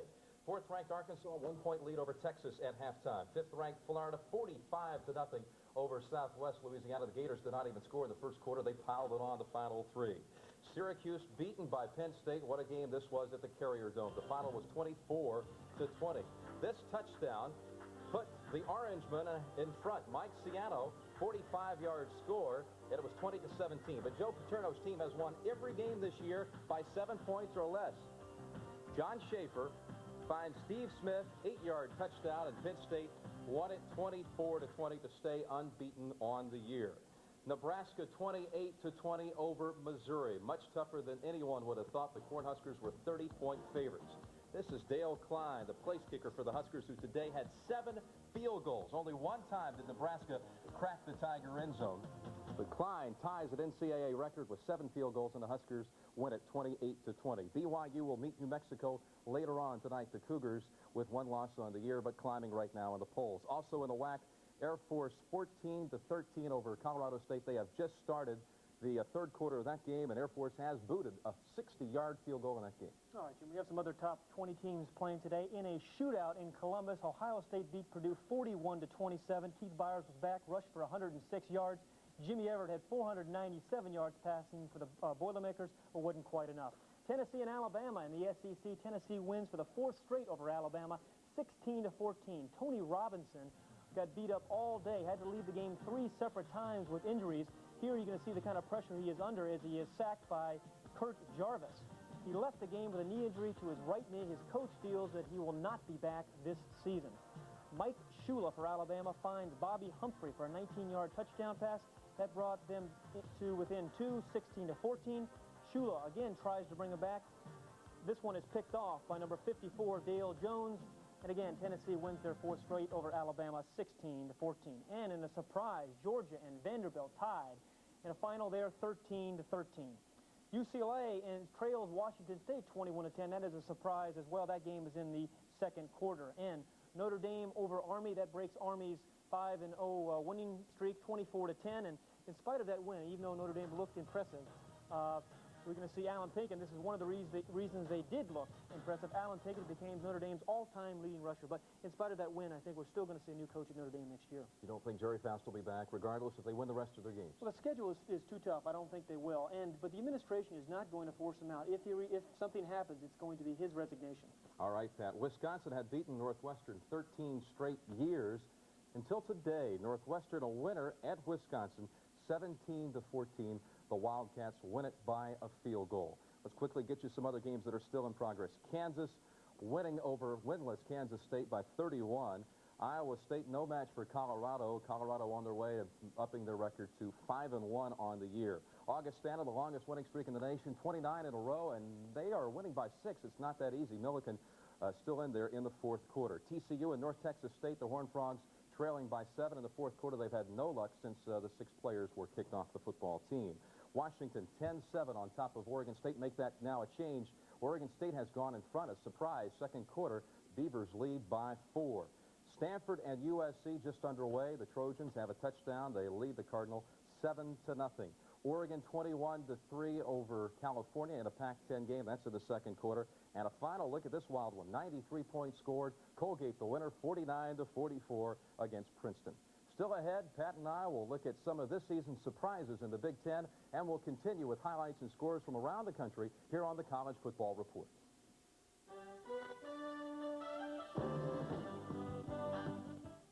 It's a jungle. That's how it feels when you're searching for life insurance. The natives don't speak your language. You feel lost, in the dark, scared. But there is a sign of civilization. With Prudential, your agent will explain things clearly and work with you until you have a piece of the rock you feel comfortable with. No wonder more people choose Prudential for life insurance than any other company. You'll feel right by the rock. Prudential Life Insurance. Powerful new financial help is coming. The Rock, the Prudential, is now more than insurance. It's mutual funds, IRAs, stocks and bonds, new products and new ideas, as well as new forms of insurance. It's rock-solid financial help for us all. The Rock, the Prudential. It's strong, it's on the move, it's bigger than life.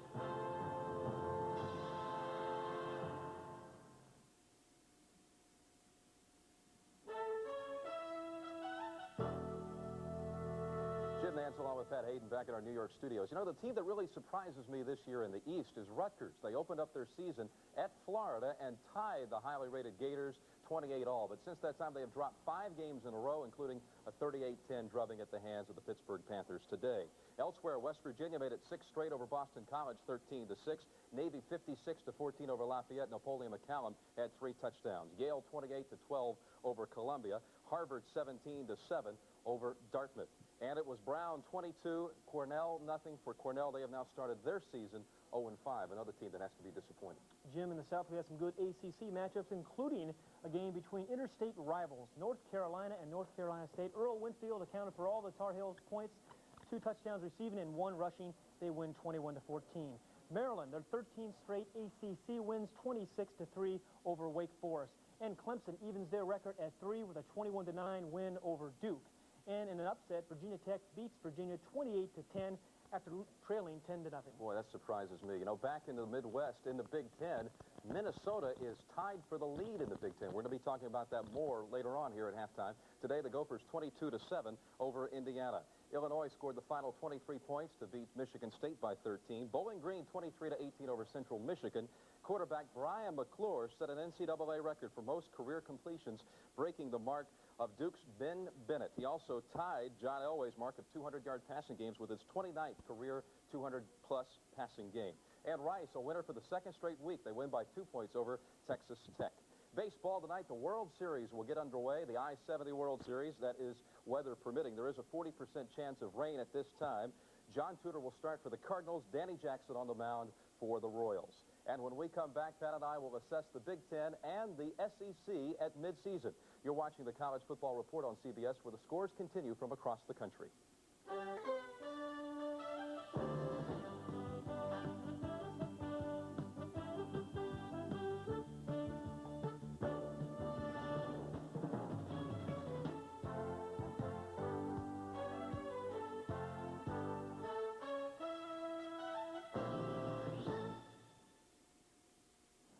Some investors who thought oil was the only answer came up dry.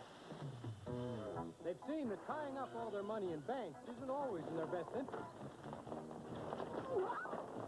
And that following the takeover fad of the moment can lead to slim pickings. More and more, the ambitious investor is following Prudential Bates, whose rock-solid investment strategy is leading the way to the future. Prudential Bates Securities. Follow a leader. Muggsy, stay. Make sure your auto insurance is under control when your car's not. Have your Prudential representative give you a fast, free pro review of your coverage. Are you covered? I don't know. You'd know with a Prudential Pro Review. The right coverage is no accident. Oh, Muggsy. Get a Pro Review from the Prudential and get a piece of the rock. Nice vote.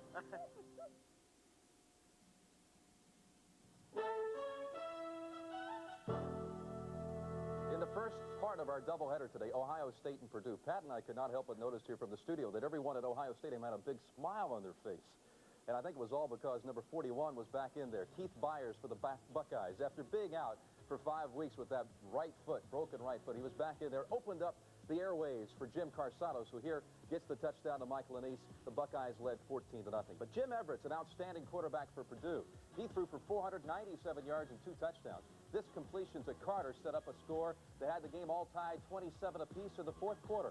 So Earl Bruce called on his bread and butter. Keith Byers leaped in from the 1-yard line. He added another touchdown to make the final 41-27 for the Buckeyes. Earl Bruce was asked about the toughness of the Big Ten. There's a lot of good football teams in the Big Ten. Naturally, when you look at Iowa, Michigan, and Minnesota that are undefeated in the Big Ten, right now they are, that's the challenge. Now, about that Minnesota team, they did not complete a pass today. However, they rushed for over 340 yards. Valdez Baylor from 8 yards out got the Golden Gophers on the board 7-0. Later, on a 4th and goal at the Indiana 2, the score 12-0. This was the clincher. Gary Couch takes it in, and that final was 22-7 for Minnesota over the Hoosiers. That makes them 5-1 now, the Gophers. And next week, they'll be playing Ohio State, a game you'll see here on CBS. And what's incredible to me, Pat, is that going into the last weekend of October, Minnesota is still in the run for the Roses. Well, as we look at the overall records of the Big Ten, what strikes me is the quality of the conference from top to bottom. You know, they're 24-6 in non-conference play, but the real test comes in bowl season, where they've been miserable the last 2 years, 1-5 a year ago. They want to make a statement they're going to have to win some bowl games. Another conference that is wide open right now and really has a lot of good teams is the Southeastern Conference. Well, I think it's the toughest conference in the country. They are 23-5-3 against non-conference competition. Tough places to play there. That's what makes that conference interesting. LSU, Tennessee, Georgia. Tough to win on the road in the SEC. Means we're in store for a great second half of the college football season. Coming up next, the start of the second half of the game, and you're watching the College Football Report here on CBS.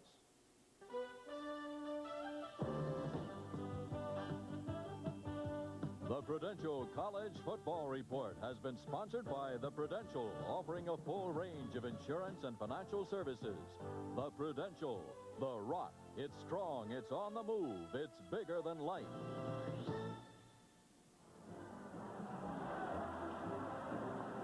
Mike Patrick and Steve Davis back with you in Atlanta, where it's Georgia Tech over Auburn, 14-7 in front of a sellout crowd. And they have really enjoyed it. And I think, Steve, when you take a look at statistics, sometimes they can be deceiving. But I don't think these stats will be. This game's been dominated by Georgia Tech. Well, I think one aspect that you never want to count out in college football is the emotional aspect. I think all the emotion was on Georgia Tech in terms of really coming to the ball game. They had everything to win. Bill Curry's looking for something to build a program from. There was the halftime stat. Really nothing overly revealing in terms of the way the game has been played. But I think the obvious point is that you're not going to see the passing statistics of Auburn increase, and if you can keep them in a pressure situation, you take them out of the character of their ball game. 99 yards passing for Georgia Tech, and that has been the big difference in the statistics. Bo Jackson has had his, but that's the story so far.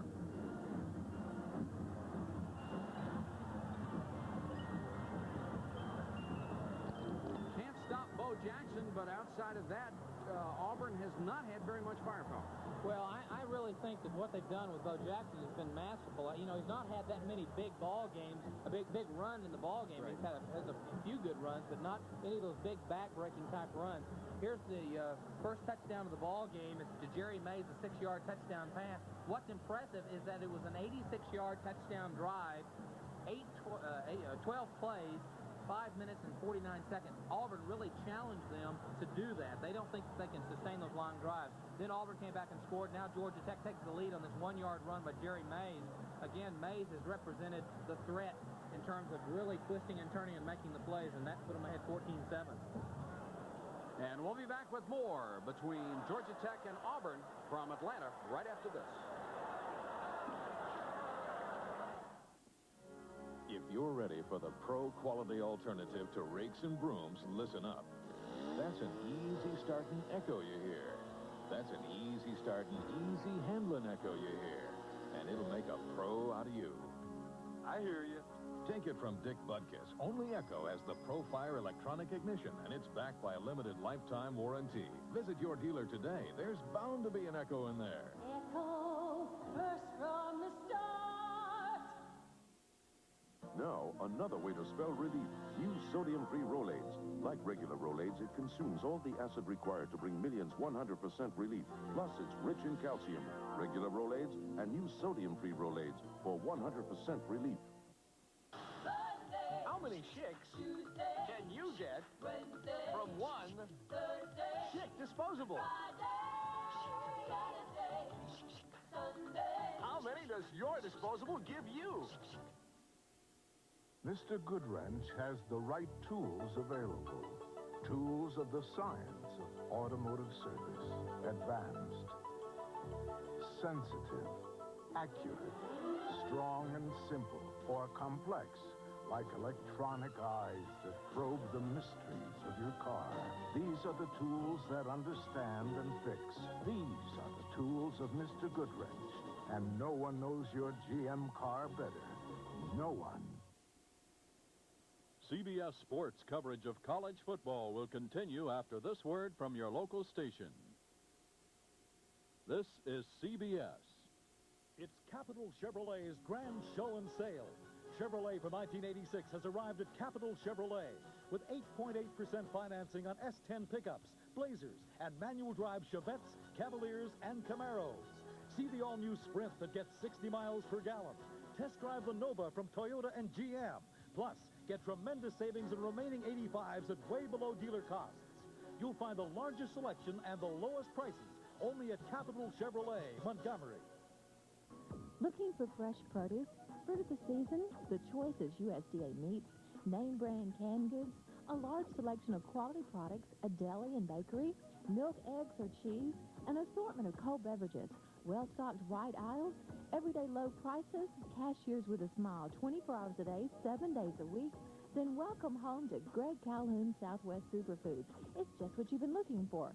810 West South Boulevard. Over 20 years of quality furniture and service at Johnson Furniture. Collect.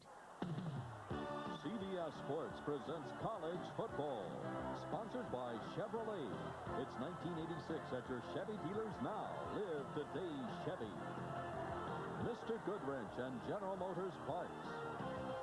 And by the U.S. Armed Forces. It's a great place to start.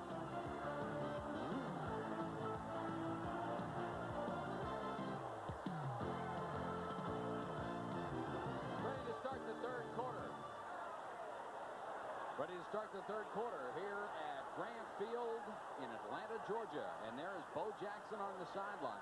Had an excellent first half, but did not get a lot of help, especially in the passing game. I would think in this second half you will see Auburn might go more and more to stretching that Georgia Tech defense. I don't think they did a very good job in the first half of really testing the speed of Georgia Tech. They do not possess any speed on defense, and so it'll be real tough if Bo Jackson gets outside. They had the greatest success when they were going outside, and I think that's one key element. Bill Curry and his defensive staff have done an exceptional job of containing Auburn, not giving up the big play, making them go long distances. He's got to be very pleased, and they also had the emotional aspect that really has built through the whole first half. And, of course, with the score 14-7, there's no reason to abandon your game plan to begin with. They can keep it on the ground. Exactly, and you saw at the latter part of the first half, you saw Auburn slip away a little bit from what they want to do. They don't want to throw the ball. They don't want to have to throw it. They want to live with the run. They're the #1 rushing team in the country, and they don't want to live with having to throw the football at all. Of course, that may have been a function, too, of they were running out of time in that first half. Sure it was, but again, it brought them out of their character. That's right. They want more time to develop their plan. Jerry Mays deep to receive along with Malcolm King. As Georgia Tech will get the football to start the third quarter, already leading 14-7. Tech at least a touchdown underdog coming into this one. And Chris Johnson will kick it away, a 5'11 freshman. Drives Mays 6 yards deep in the end zone, and King tells him to down it. He does, and Georgia Tech will start from its own 20-yard line. Steve, what do you think Georgia Tech will do differently, if anything, in the second half? I don't think so. I think they had the distribution of the pressure off of Dewberry and Mays, and I think that was a nice mix. I think Dewberry's going to have to play an exceptional second half to keep the pressure on Auburn. They can't let up. They can't set on their lead. They cannot get in a scoring match. The game is developing just how they wanted it to. 1st and 10, Georgia Tech. Massey, 81. The tight end shifts to the near side. They have 2 wide receivers, Davenport and Lee. This is Mays, the tailback. And Mays will get maybe a yard and a half. Pat Thomas makes the stop.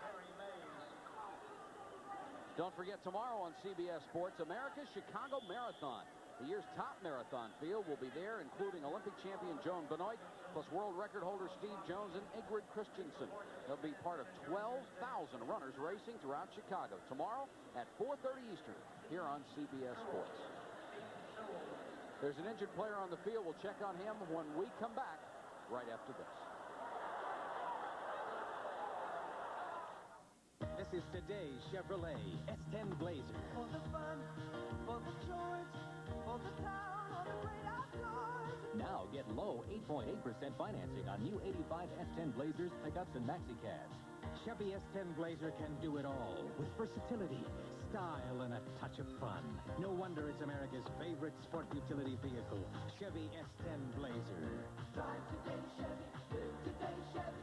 Live it. Chevy. You're Melanie Sherwood, the famous actress. I love your last picture, Miss Sherwood. You ought to win an award. No, 76 Gasoline should win the award. Who are gasoline? For outstanding performance in the category of cleaning carburetors. Well, it is good. Good? It's superb, dear boy. It helped my car run smoother, idle better. Well, I guess it should get an award. And I accept. On behalf of 76 Gasoline, I'd like to thank everyone. Fill her up with spirit. My station attendant and all the little people. The spirit of 76. The first-place Cowboys renew their heated rivalry with the Eagles, or see the Redskins take on the Giants among the regional games tomorrow on CBS Sports. The injured player is right guard Sam Bracken. The 260-pound senior Eric Bearden, a freshman, is now in there for him.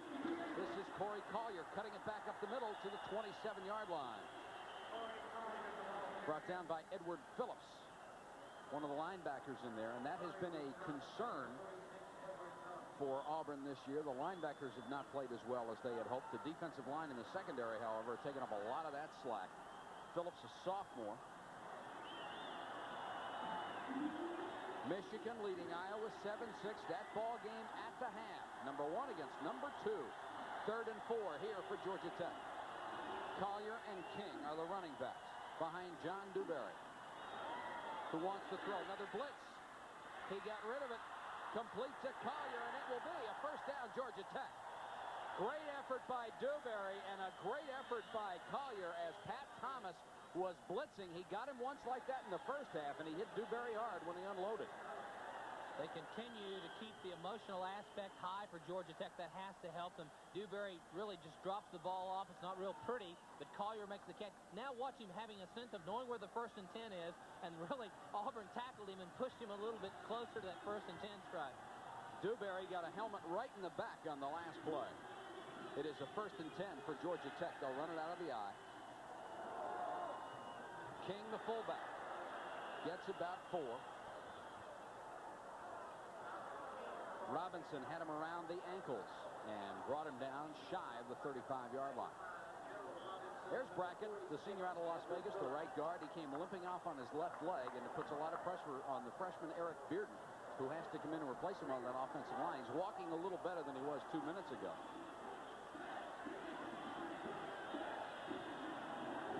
Second down, 6 yards to go for Georgia Tech. They're leading at 14-7, opening minutes of the second half.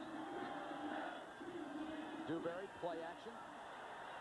And it's intercepted by Powell. The free safety who came into the game with 4 interceptions, tied for 4th in the nation, picks off number 5, and Dewberry hit him right in the hand. Earlier in the first half, Jimmy Warren had a chance to take the ball away and make a big play. This time, Tommy Powell is not to be denied. He's going to break on the ball. Number 9, make the interception. He knows the ball's underthrown. He's going to step in front of Gary Lee, the receiver, makes the interception. That's what you can't be denied. Turnover, big play for Auburn. Everyone who loves chicken nuggets is going to love this news. Except McDonald's. The news is that people who said they've ever tried Kentucky Nuggets and McDonald's chicken nuggets rated our Kentucky Nuggets higher on taste. Maybe it's our secret blend of 11 herbs and spices, or because ours are made by the chicken experts. But come see for yourself. We think everyone will love our nuggets. Everyone. Except McDonald's. Kentucky Fried Chicken, we do chicken right. State Farm is there when disaster strikes. It was on a Sunday morning. A tornado leveled this house and several others on this block. One of them belonged to my policyholders, the Roberts family. Monday morning, I got the State Farm disaster crew over there, and they got right to work on their claims. 3 months later, they were in their rebuilt house. Thankfully, the Roberts didn't need their life for health insurance, but their home and car insurance sure came in handy. And like a good neighbor, State Farm is there.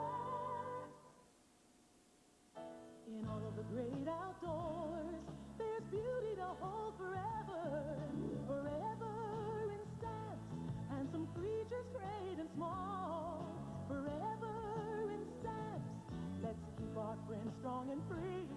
Save the wonder for all to see, forever in stamps. Come discover stamp collecting. Bring home America's animals, including our magnificent horses, waiting at the post office now. There's the Auburn defensive coaches around Tom Powell, the free safety who made the interception and sets Auburn up in Georgia Tech territory. Bo Jackson inside the 40 to the 39, maybe the 38-yard line.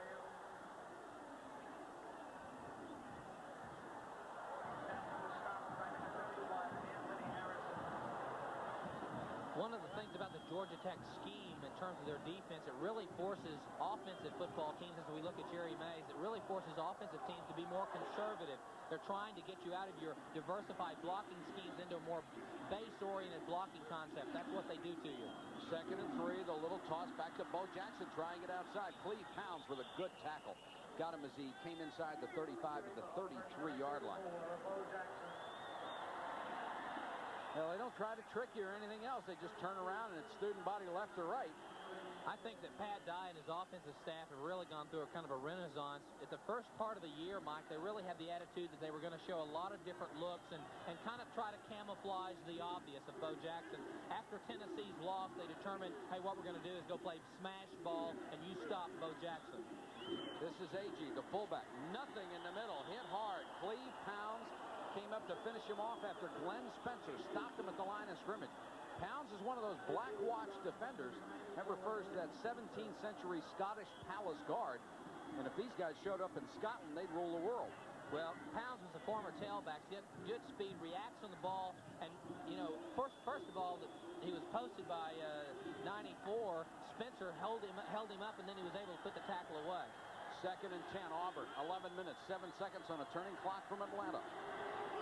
Georgia Tech on top, 14-7. Washington gives it to Bo Jackson, and so does Ken Parker. Parker in the backfield, and Bo Jackson, great as he is, can't do much when someone who's 240 pounds hits him at the same time he gets the ball. Well, one thing that Georgia Tech's defensive line, they're changing. They're giving them multiple defensive looks. The offensive linemen are getting a little bit confused about where their man's going to come from, and that particular time it looked like one of the offensive tackles was not able to make a block, got stood up by someone he did not expect on the rush, and they made the play on Jackson. The senior Heisman Trophy candidate with 97 yards on 17 carries. Now it's 3rd and 12. Option. Jackson almost broke it. Reginald Rutland, number 16, got enough of him to take him down.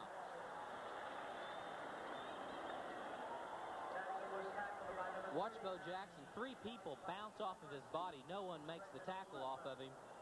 There's not a whole lot there. There's 1, 2, 3 men, and he pops loose. And if he had been able to keep up speed, he'd probably gone in a little bit 10, 15 yards farther. And now Auburn will go with its field goal team. Chris Knapp, who is 3 for 3 inside the 40, will try a 46-yard field goal. Very high, and it's going to be very short.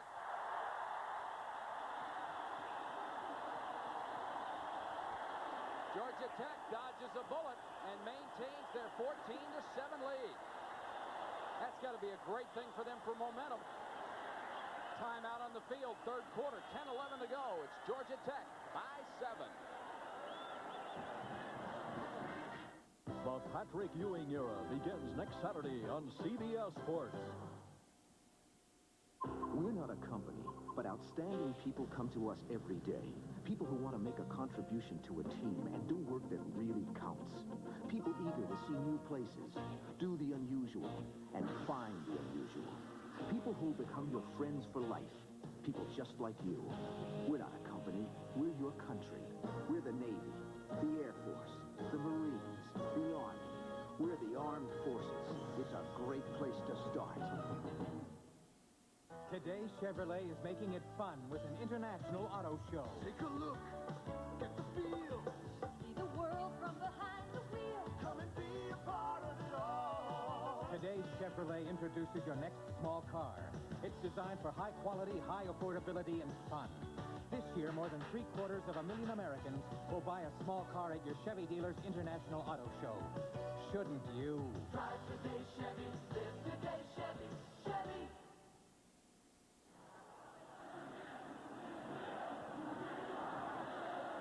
10 minutes, 11 seconds to go, third quarter. Georgia Tech has the football back from its own 29. Collier continues the tailback. Mays has an injury to his left hand. This is Collier. Tried to cut it upfield, picks up almost 5. Alex Dudchak made the tackle coming in from a defensive end position.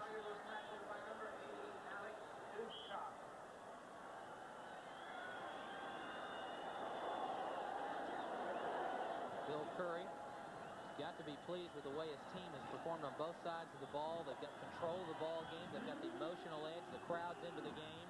It's just the setting that he wanted going into the second half. But still, they're up by 7, and you have the feeling they may need some more points. Dewberry scrambling. Nice move by John Dewberry as he dives forward as Arthur Johnson made the tackle. Well, coming into the ball game, they realized they could not get into a scoring match with Auburn, but they needed to control them. Not a bend, don't break type philosophy, but something along the lines of being able to take your shots, give as little as you can, and hopefully be able to sustain drives and keep the offense off the field. And they've been able to do that reasonably effectively. And I think the defense played above their ability right now. You don't agree, but I think so. No, I think they're tough. Third down, 2 yards to go. This is Collier in motion, a single back remaining. Blitz. Dewberry unloads, and what a great play by Kevin Porter. He was out there man on man, and he made a great play. Again, Auburn did not want to go to the blitz package. They are blitzing now, which tells you that they're trying to make things happen. They want to just 4- and 5-man rush. Dewberry gets squeezed, and a great play, as you said, Mike, by Kevin Porter to knock the ball away from Davenport. Snow is on to punt. Been a good kicker all season.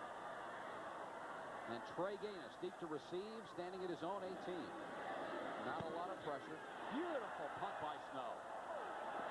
Another mortar shot. Gaines. Nothing. Hit down there on special teams by Michael Melvin. 45-yard punt and nothing on the return for Auburn. Tomorrow on the NFL Today, Herb Cross will take a look at the Rams' big play defense. They're the main factor in LA's 6-0 start this year. John Madden will explain why Lawrence Taylor has not been as effective this season as in others. And we'll have a look at the World Series with Pete Rose. That's all tomorrow on the NFL Today. Pat Washington leads his ball club out, and they'll give it to who else? Bo Jackson trying to get wide. Got by Swilling and brought down as he reaches the 27-yard line. You got to see a lot of Bo Jackson's ability on that play, just gliding and waiting for room and then busting it ahead. Well, if he glides too much and if he's too slow in terms of trying to find that little crease, then all of a sudden even Georgia Tech, because they have inferior speed, they're able to get out there. Also, they were working against the boundary, and that caused the play not to be quite as successful. Even when he doesn't look like he's doing much, he gets 9 yards. Yeah, that's what I'm going to say the next point. Almost on a 1st and 10. Typically, that play goes for more, though. That's right. 2nd and a yard for Auburn. Agee, the fullback, who has been contained very, very well by Georgia Tech's defense today. I think that illustrates, though, you don't realize how many yards he's gobbling up. That's for right. The style of running that he has, because he does look rather methodical until he creates that little crease for himself, and then he's gone. I thought you made a great point in the first half. Because it's Bo Jackson, you expect to see the S on his chest. You expect every play to go 20, 30, 40 yards. And it's almost a disappointment to see him only gain 9. It really is. But Bo Jackson will gain a lot of yards. And that's the concern for Georgia Tech, is if they can control him in this second half. He has 112 so far today, going for more. What a move there. And a stiff arm will get him a couple of more out to the 35-yard line. Pulled down by Cleve Pounds, the rover back, who a year ago led this team in tackles with 114, and that set a school record. So he's used to putting a shoulder pad in there. You know, it's hard to believe. Bo Jackson was a defensive end in high school, 3rd-team tailback, recruited because of his athletic ability and the things that the coaches saw in him. But my goodness, to think that he was a defensive end. Well, the stories they tell about him, they swear they're all true, that he can throw a football 100 yards. Exceptional baseball player. The pass to Freddie Wegand is complete, and Sammy Lilly brings him down. And that was the first good-looking pass downfield that Pat Washington has thrown today.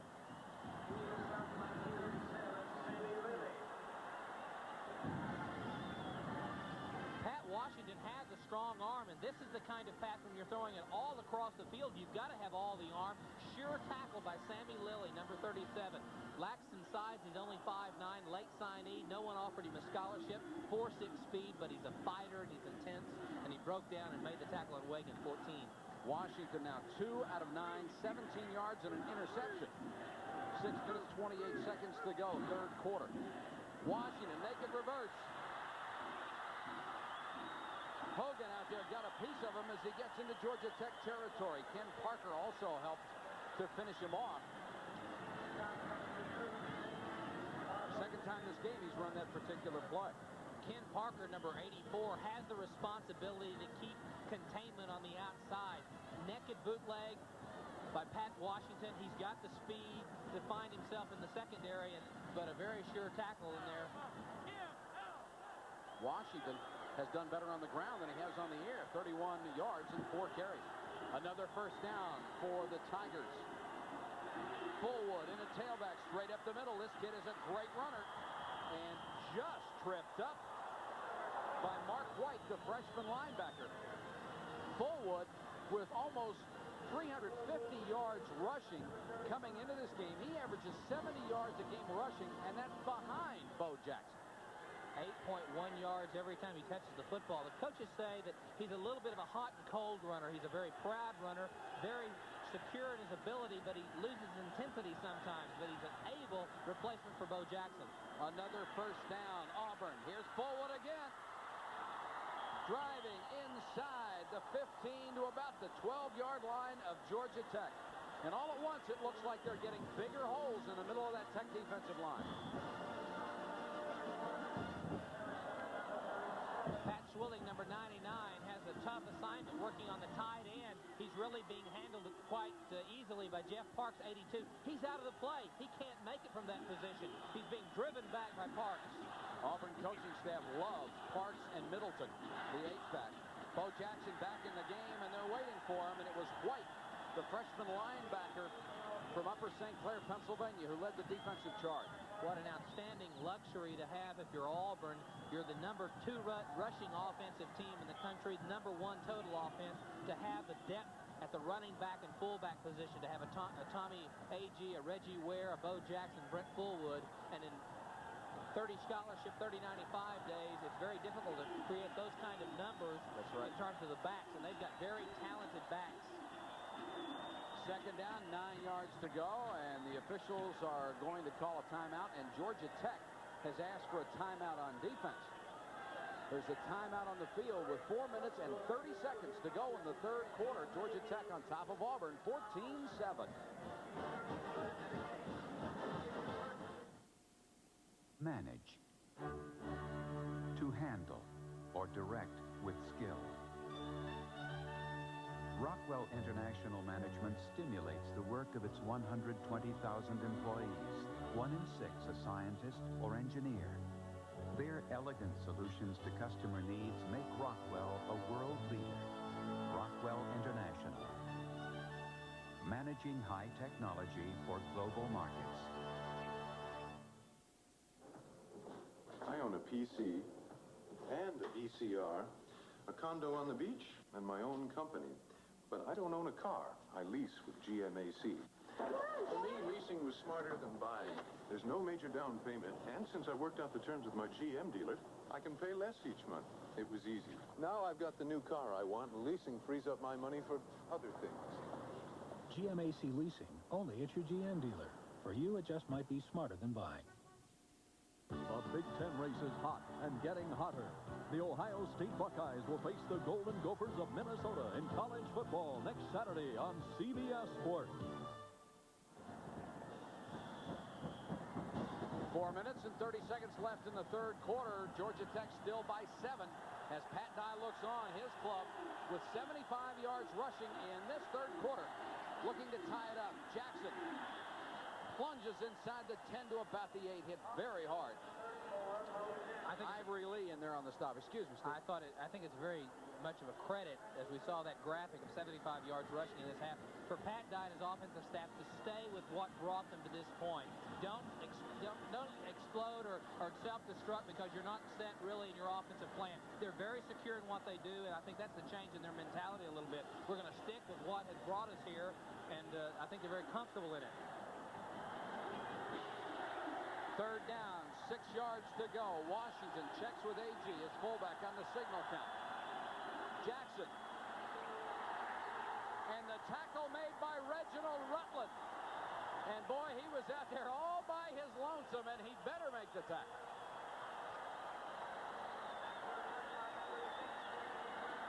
This probably should go into the Georgia Tech highlight film. Watch Reggie Rutland one-on-one. Bo Jackson works from the middle of his body and down his legs and puts him down. Forces the field goal attempt. Chris Knapp, who missed a 46-yarder earlier, is on to try one from 23.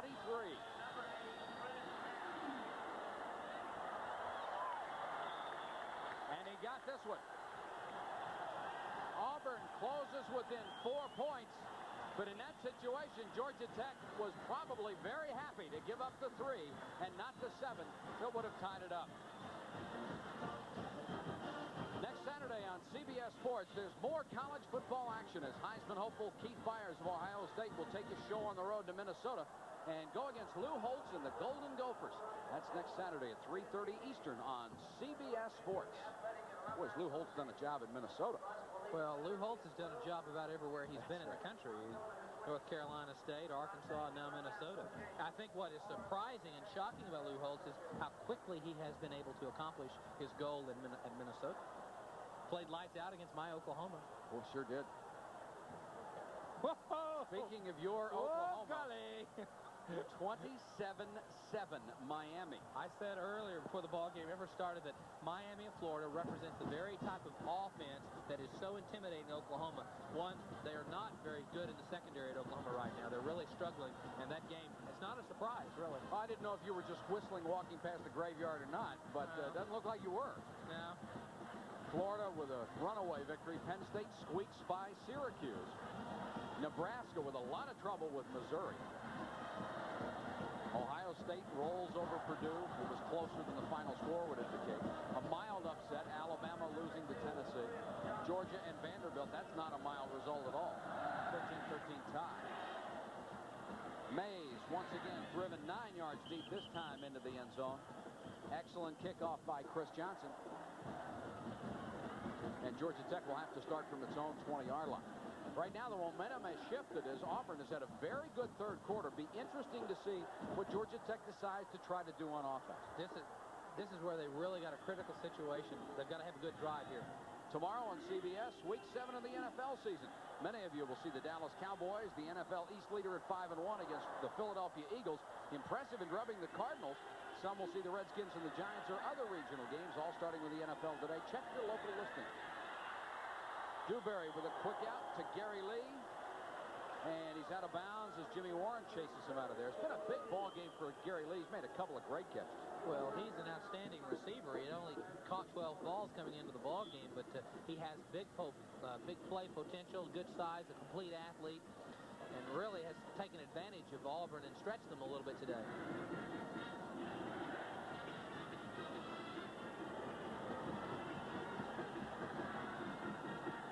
Second down, 1 yard to go for Georgia Tech. Time winding down in the third quarter. They'll give it to King, the fullback.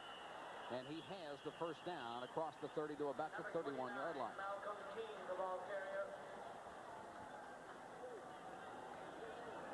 There's that Tennessee-Alabama final again. Boy, is Johnny Majors having fun at Tennessee this year. North Carolina over NC State, one of those backyard brawls, 21-14. Tough year for NC State. First and 10, Georgia Tech, 2:49 to go in the third quarter. The Yellow Jackets on top of the Tigers by 7. This is Mays. Trying to get outside. Davenport, his flanker, threw him a couple of great blocks, and Jerry Mays stays on his feet. Davenport, a 193-pound flanker, really threw him a good block, lost his man, and then hit him again. And Mays did a dance. Let's see if we can see the block. That was very impressive, as you said, Mike. There's Mays catching the pass right there. No, it was King made one great block also. And there's Davenport. Yeah, and there's Davenport. 2 excellent blocks thrown on the sweep play.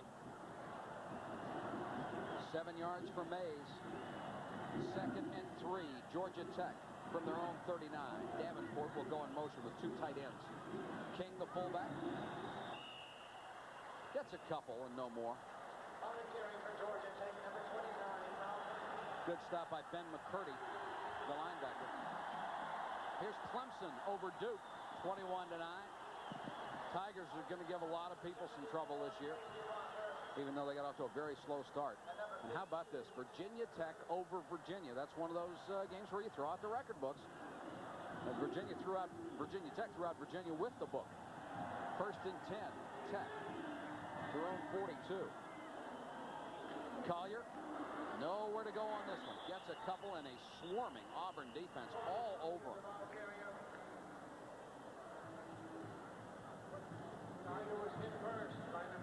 I think the ability of Georgia Tech to move the ball deep in their own territory to midfield, if they have to turn it over and punt the football, they're going to really put Auburn in an adverse field position, change the momentum a little bit by field position. No, they're playing the very game that they thought they would have to play to have a chance to beat Auburn. Joel Carter, number 43, comes in at fullback. Collier at tailback on 2nd and 8. Mannion, the tight end, shifts to the near side. Both wide receivers go to the other. Here's a blitz. And they get it out to Collier with a great catch. And Corey Collier gets out to the 47-yard line. Great play by Dewberry. Saw the blitz coming and just hung it up there. And Collier got it with one hand. Oftentimes, I don't think that we respect or appreciate the job of a quarterback to try to get the ball away. He gets so much pressure from Bruce, number 93, and throws an end-over-end Steve Davis-type pass to Collier, who really makes a good play out of nothing play. You threw better than that, I remember. I don't know. Dewberry, 9 out of 14, 116 yards, 1 touchdown, 1 interception. 3rd and 5 for Georgia Tech. Collier goes in motion. Here's a blitz again, and it was going to be a quarterback draw, but Auburn with the blitz got Dewberry. Pat Thomas again from the right end, and another big play for that young man. That'll bring the 3rd quarter to an end. With the score, Georgia Tech 14, Auburn 10. We'll return after this message and a word from your local station. Witness the birth of a bright new star, created through the joint effort of General Motors and Toyota. Nova, from today's Chevrolet. Nova, the best of both worlds, with room and comfort, attention to details, and responsive performance. New Nova, from today's Chevrolet. It's not just better, it's the best of both worlds. Ride today's Chevy, live today's Chevy. Nova. Strength, pride, tradition. For centuries, the Clydesdales have been known as a special breed. Today, the Clydesdales symbolize Budweiser's dedication to quality, superior ingredients, exclusive beechwood aging, and a distinctively clean, crisp taste only Budweiser can offer. Quality taste, because this Bud's for you. This is CBS. If you have a personal savings or money market account, you could earn more interest with First Montgomery Bank's new high-return prime investment account. I'm Bill Richardson, president of First Montgomery Bank. You can open your prime investment account with as little as $1,000. It's insured by the FDIC up to $100,000, and your money's available when you need it. Let First Montgomery help you earn more. Ask about our prime investment account today. First Montgomery Bank. Who's the head of your bank? Think about it. Would you recognize him? Well, if you bank with one of those big conglomerate outfits, you wouldn't know him from Adam's house cat, because he probably lives in Birmingham. Now meet Henry Leslie, head of Union Bank. He's lived and worked here in Montgomery for over 20 years. Chances are you've seen him around, because Henry is around right where you need him. Bank with a bank that lives where you do. Come home to Union Bank. Save 25% more on every tire in stock at Big A Tires. CBS Sports presents college football, sponsored by Budweiser. For all you do, this Bud's for you. Visa, accepted worldwide for shopping, dining, and travel. Visa, it's everywhere you want to be. And by Radio Shack, a division of Tandy Corporation.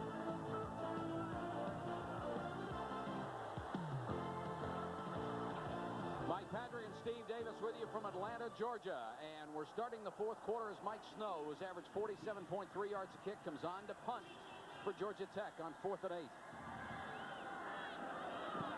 Snow's gone back to the three-step kick. Drills another one. Trey Gaines fakes the fair catch. And this one will get an Auburn bounce and go into the end zone. So the Tigers will start from their own 20-yard line as we start the fourth quarter.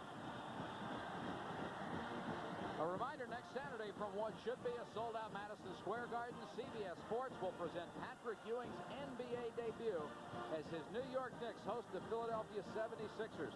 Out of Georgetown, Ewing is perhaps the most celebrated player to join the NBA since Kareem Abdul-Jabbar arrived in 1969. But he'll face a tough test in that opener against Moses Malone and the 76ers. That's next Saturday at 1, right here on CBS. Auburn down by 4. They'll give it to Bo Jackson. Tries to slip it outside. Gets about 3 yards. Good tackle by Malone. Right now, let's go to New York for a college football update. All right, Mike. Iowa is driving here for a score, but it's a poor choice by Chuck Long as he throws the ball late outside. Dieter Heron is there to make yet another interception for Michigan this season. Iowa still losing 7-6 in the third quarter. Let's go back to Mike and Steve. 14:25 left in the ball game, and it's Auburn in possession, down 14-10, facing a 2nd and 6 from their own 24.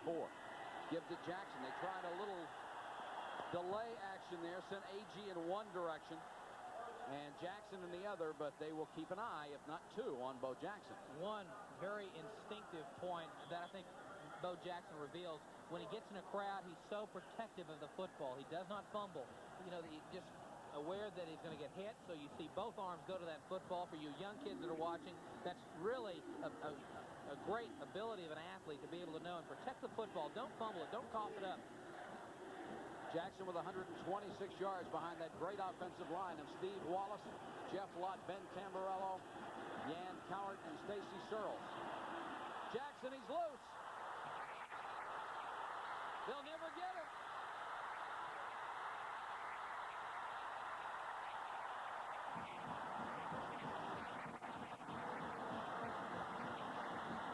Bo Jackson, 76 yards.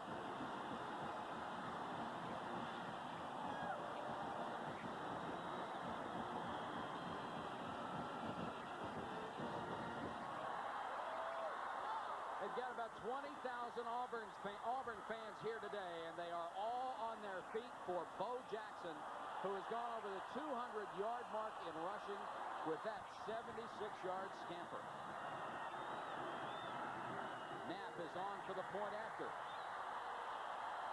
and has this one turned around. Auburn has taken a 17-14 lead over Georgia Tech. Steve, that's what you kept saying. Well, I really felt like that if Auburn could get outside, that Georgia Tech did not have the ability, the speed to contain Bo Jackson or any of the Auburn backs. He bounced off one tackler, and then it's a track meet. They do not have the ability to play a lateral-type game with you. They've got to be able to, you just can't, he's going to outrun you every time. 13:23 left in the game. It's Auburn over Georgia Tech, 17-14. You'd never expect to catch a fish in downtown Austin. Yet that's the reason people come to the Austin Angler, one of the few places in Texas you can get a custom-made split bamboo fly rod and a fresh-tied woolly one to go on the end. So if you go there, remember, keep your rod tip up and put your Visa card down. Because at the Angler, they don't take fishing lightly, and they don't take American Express. Visa, it's everywhere you want to be. Today's Chevrolet is a little import called Spectrum, a spectacular combination of fun and practicality. We call it Spectrumality. Solid. Spectrumality. price, Spectrumality. room, Spectrumality. technology, Spectrumality. spirit, Spectrumality. economy, and more. All part of the new Chevy Spectrum, a spectacular combination of fun and practicality called Spectrumality. It's today's Chevy. Chevy. At every level of competition, he's been a champion. The Patrick Ewing era begins next Saturday against Moses Malone and the 76ers on CBS Sports. To illustrate that speed kills, watch Bo Jackson. 3 players will have the angle on Bo Jackson. 1, 2, 3. Now, watch the difference that Bo Jackson's speed makes. 4.22 sprinter, that is world-class speed hung on a 225-pound frame. Put those together, you get 76-yard run. And 202 yards rushing in this ball game out of Auburn's 324 yards total offense. Bill Curry, who had seen his team up by 7, now sees them down by 3 with 13:23 left in the ball game. Mays and King will go deep as Chris Johnson is set to kick it away for the Tigers. And the momentum has definitely shifted in Auburn's favor. Mays will have a chance on this one from the 4. He's got room to run. Jerry Mays up to the 42-yard line. He was caught by Shan Morris, the son of the former Georgia Tech All-American. Or Mays had a touchdown, and a flag goes down on top of it. And it's against Auburn. And Mays is still down. Boy, did he turn it on.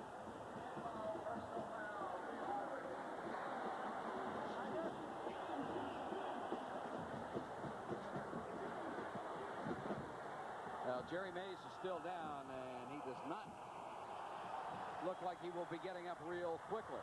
Here's the call. Dead ball foul on the run back on the defense. First down. Now Mays gets to his feet. That's good to see. Mays does an excellent job of following the wall. Look how impressive the wall is. Now he finds a little crease and breaks into the area where there's just not any players. Watch Auburn's concern. There's Bo Jackson. First and 10, Georgia Tech in Auburn territory at the 44 after the penalty. Davenport goes in motion. Fullback King straight up the middle. Inside the 40 to the Auburn 38. Tackle made by Harold Hallman and Tracy Rocker in the middle of that defensive line. Gain of 6 for King. There's Mays being attended on the sideline, and they're working on that left leg. It looks like the ankle. Oh, what a big game for Jerry Mays. He has both Georgia Tech touchdowns. 1 receiving and 1 rushing. Second and 4 for Tech. Most of the crowd on its feet. Collier tries to get outside. Did not have a chance. Edward Phillips, number 46, was waiting on him, and there is a mismatch. Phillips at 239 and Collier at 193 pounds and 5'7". Georgia Tech having again to bounce the play outside, and they just ride him into the end zone. Big play here, 3rd and 3. 12:36 left to go in the game. Auburn 17, Georgia Tech 14. And the crowd is really into this one. Out of the eye, they split the wide receivers. Give it to Collier. He's hit and dives forward to the 35, but he's going to be shy of the first down. Harold Hallman, the nose guard, in on the tackle.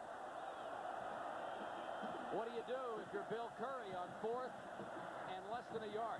Well, I think that he realizes that the offense of Auburn has really found some combinations that are working for them. I think that physically they're wearing Georgia Tech down. I think there's obvious they're going to go for it. They need a 1st and 10. Dewberry leads them out. Remember, in the first half, they had 3rd and short twice, and both times they passed. They'll give it to Collier. He dives, and he didn't make it. A great defensive stand by Auburn, and Tracy Rocker with his hands in the air. But Alex Duchak was the man in the middle of that defense, number 80, and he made the stop. And Collier had the flight cut short. What I wanted to say, they need a 1st and 10, but more than anything else, they need to control the ball, keep the ball, and they just go over the top. You have to find a little angle or something, go, and you just don't have the ability. Didn't have the ability to get high enough.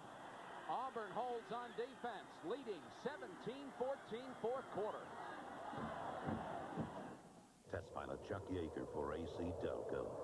Up here, power when you need it can save your neck. When you get back down to your car, it helps too. Today's smaller engines need extra firepower from a spark plug, and AC delivers. If you could look inside your engine, you'd see an AC spark plug delivering up to 30,000 volts, firing 30 times a second. Firepower when you need it from AC. Get rebates now on AC spark plugs. Never wait for trouble. Sometimes getting car financing turns out to be one long hassle. What kind of car did you have in mind? A Fiero. Oh, an Italian car. It's a Pontiac from General You know, Motors. they make Chevrolets, Oldsmobiles, Buicks, Cadillacs. GMC trucks. This is none of my business, but those are not Italian cars. Make it easy on yourself. Finance your car or truck right at your GM dealer with GMAC. You understand, we do have to know what you want to do with all these cars. Nobody knows more about financing and leasing cars than GMAC. Agatha Christie's most famous Snoop puts his nose to another case of murder most foul. Peter Ustinov and Faye Dunaway in Agatha Christie's 13 at Dinner. 11 minutes, 52 seconds left in the game. Auburn has recaptured the lead, 17-14. Steve, I'd have to think this is a big defensive series for Georgia Tech because Auburn loves this situation, ahead and in possession of the ball. And they can play it into their own hands. They can run their own offense and attack. They don't have to modify it at all and give it to those people. Fullwood in a tailback. Mark Pike hits him, but not before he crosses the 40 to about the 43-yard line.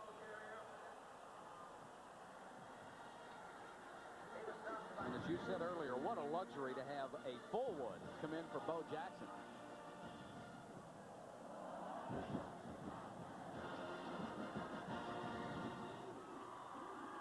Clock turning, 11:25 to go in the game. Fullwood with a gain of 8 at 2nd and 2. Fullwood again. Right side being chased this time and won't get anything out of it. Nice play by Cleve Pounds, the strong safety called in Georgia Tech system the rover back, and they came up and knocked him out of bounds for a loss.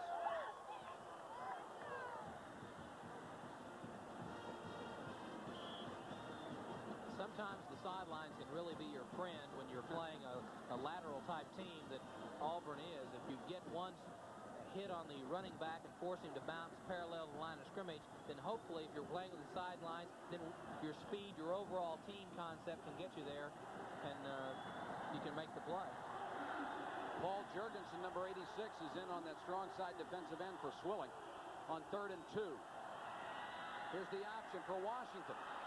Good run by Washington. He has the first down out to the 47-yard line. The senior from Mobile did his job on that one. Much to the dismay of Bill Curry.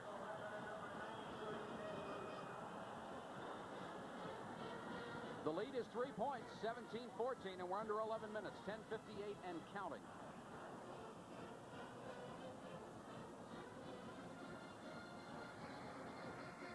Beautiful Saturday afternoon for college football, and it's been a great one. Georgia Tech and Auburn. 1st and 10 for the Tigers. Bo Jackson back in at the tailback. Lost the ball. And Auburn, for the second time in a game, got a fumble back that was laying on the ground, waiting to be recovered by Georgia Tech. That was Stacy Searles, the big right tackle, who got it back. Bo Jackson talked about early, gets in the crowd, usually protects the ball. He really ran into the back of a Georgia Tech player, and the ball bounced free, and it fell right into the hands of Searles, number 60. He was very fortunate to be there because there was Georgia Tech black jerseys all around the ball. Spotted at the Auburn 47, 2nd and 10. No gain on the fumble.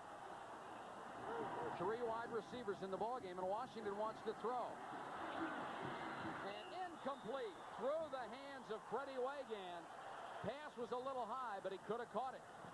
Let's go to New York for another college football update, and Jim Nance. Well, Mike, life has not been easy for teams in the top 10. Oklahoma losing to Miami of Florida with 10 minutes to go. Quarterback Troy Aikman's injury has been diagnosed now as a broken ankle, most likely out for the rest of the regular season. Texas 15-13 over Arkansas in the 4th quarter. Jeff Ward has 5 field goals for the Longhorns. And Air Force 35-19 over Colorado State. Looks like the Falcons will be off to their best start since 1970. A win today will make them 7-0. Let's go back to Mike and Steve. Jim, thank you very much. 9:52 to go, and the crowd really in it now. 3rd and 10 for Auburn from their own 47. Jackson will not have the first down, and Georgia Tech's defense has held in a very big series. Ralph Malone, number 95, makes the tackle on Big Bo Jackson.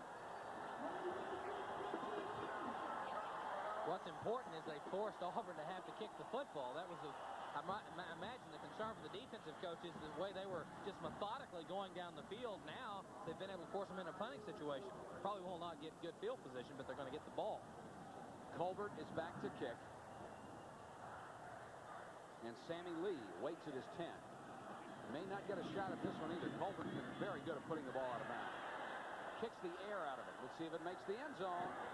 And it won't. It takes a big bounce for Auburn. They lost it. Where will they down it? Inside the 1-yard line. And now one of the officials signals it's a touchback and will go out to the 20. They bobbled that ball, Steve, or they'd have had it down at about the 1-foot line. 9:05 left. Auburn over Georgia Tech, 17-14. This Bud's for all you guys who know it's how you play the game. This Bud's for you. There's no one else who makes the moves the way you do. Come your way. So here's to you. For all you do, the king of beers is coming through. Yeah, just for you. That distinctively clean, crisp taste that says Budweiser. For all you do. This Bud's for you. Listen, I don't know how they found out about the saving place sale before you did, but they're buying things like crazy. Fashion Fresh paint at $5.48 is disappearing. Kmart antifreeze, just 2 for $4 after rebate. Gala towels, 59 cents. Halloween Junior Boss, $1.99. They can't last. As for these electric blankets, I'll hide one under the counter for you. Kmart, the saving place. You can't do better, but you better hurry. The Big Ten race is hot and getting hotter. The Ohio State Buckeyes will face the Golden Gophers of Minnesota in college football next Saturday on CBS Sports. There you see the score from the biggest game of the day. Iowa leading Michigan 9-7. You'll be joining that game at the conclusion of Auburn-Georgia Tech. Big possession here. Dewberry to throw on first down, and it's stuffed in his face by Andre Bruce, number 93, the sophomore from Montgomery, Alabama. He saw pass early and got up there. Andre's an outstanding special teams performer, and that time he made a great play from scrimmage. He's made some outstanding plays today. He's put a hard rush on the quarterback on blitz plays, knocked down the ball, just played very well. 2nd and 10, Georgia Tech. Collier is the tailback. He'll have it on the delay. And nothing. Andre Bruce again in on the tackle along with Edward Phillips, 46.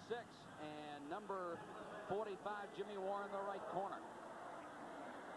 You can see the intensity picking up for this Auburn Tiger defense. Now is the time they needed, up by 3 points with 8:37 left to go. They still have a shot at the national championship, they believe. But a second loss would do them in. 3rd down, 9.5. That's Collier in motion. 3-man rush. Dewberry escapes once. Unloads, complete to Collier. Collier to the 32-yard line. First down, Georgia Tech. Dewberry playing Houdini on that one. What relentless talent of John Dewberry to be able to hang in there. He had a chance to run the ball. He knew that would be a question. He had to go a long distance for the 1st and 10. Watch him. He gets out. He throws the ball really off balance and hits Collier, who was far enough down the field to get the 1st and 10. Nice grab by Corey Collier. First down, Georgia Tech. We're under 8 minutes to go. The Yellow Jackets down by 3. This is easily into the ballgame for the first time at tailback. And the big man gets it out to the 43. Easley is listed at 222. He looks more like 245. And when he gets it going, he is a load to bring down.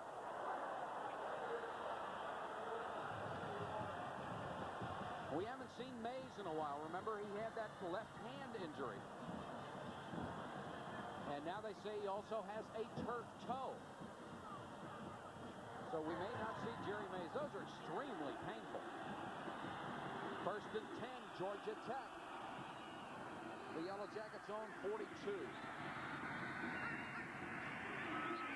Mack, the fullback, slides off one tackle, gets to the 45. Now let's go to New York for a college football report with Pat Hayden. Mike, Iowa has just kicked a 36-yard field goal to take a 9-7 lead in the 4th quarter. And, folks, you'll see the conclusion of the Michigan-Iowa game after Auburn, Georgia Tech is over. Let's go back to Mike and Steve. Thank you, Pat. 7 minutes, 20 seconds to go in the game. 2nd and 8, Georgia Tech from their own 45. Tech down by 3. Dewberry to throw. Fakes to Collier. Now goes to the other side to Mack. 43-yard line of Auburn. A 12-yard gain, and Dewberry is into acting 101. He set it up beautifully. Really did. What John Dewberry did is really make that play work. It was slow developing. He looked to the right. He had Auburn really backing on its heels and then was able to come back and make the completion. But it was Dewberry's ability to look defenders off and complete the short pass. Charles Mack, only his 4th reception of the season. And it gives Georgia Tech a first down at the Auburn 43. Joel Carter in at fullback. He's blocking for Corey Collier. Collier gets 3 to the Auburn 40. On the carry, number 25. Time becoming a factor. We're at 6 minutes and 28 seconds left. Georgia Tech trying to get in a position at least to go for a 17-17 tie, but you know they want more than that. King comes back in at fullback, and Carter will check out. This is where Dewberry is so valuable. He is a terrific leader.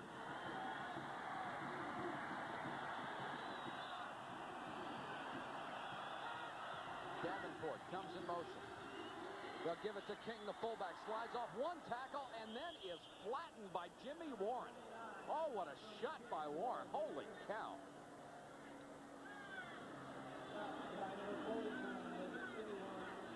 Malcolm King, the fullback, 5'9", 197 sophomore. Jimmy Warren, 45, has had some good plays and a couple of questionable plays in terms of decisions, but that time he put a physical assault on Malcolm King. Well, Malcolm wasn't hurt, but he may be late for the dance tonight. He doesn't know where the dance is, I don't think. 3rd and 2 at the 35-yard line. Lee in motion. Collier got to the 34, but he'll be shy of the first down. And, Steve, we come up with the same situation we had last time. It's going to be 4th and a yard. They ran for it, and they didn't make it. Last time they went with a kind of a dive and trying to jump over the top of that Auburn defensive front. Their size is 6'3", 5'11", and 6'3" across the front. Now Bill Curry's trying to figure out. They're going to take a timeout and talk about it and figure out just what play will work in this situation. Number 40. Well, I think that's a great call. You don't want to get a play in there that's not going to work right now. This may be your last shot with 4:56 left. As you look into the huddle, John Dewberry's doing a lot of talking, trying to communicate what plays he feels like. Now the coaches are talking to their people up in the booth to determine just what play is right for this call. Dewberry, I think, as a quarterback, as a senior, as a leader, he will have to be the confident one that that's the right play, too. Steve, as a coach, in the first half, they threw on 3rd and short a couple of times.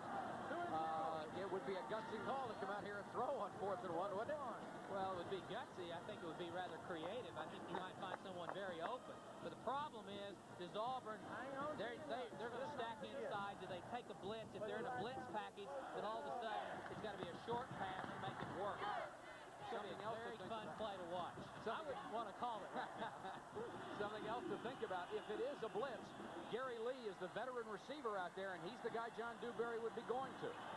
He's the man he trusts. Generally, in short yardage, they like the isolation, the trap play, or the sweep play. That's what they run in their attack. Collier is the tailback on 4th and 1 from the Auburn 34. And Dewberry wants to throw under pressure. And he's going to be short of the first down. I don't think he made it. It looked like Dewberry lost his footing and stumbled And where they marked him down, he'll be a yard shy.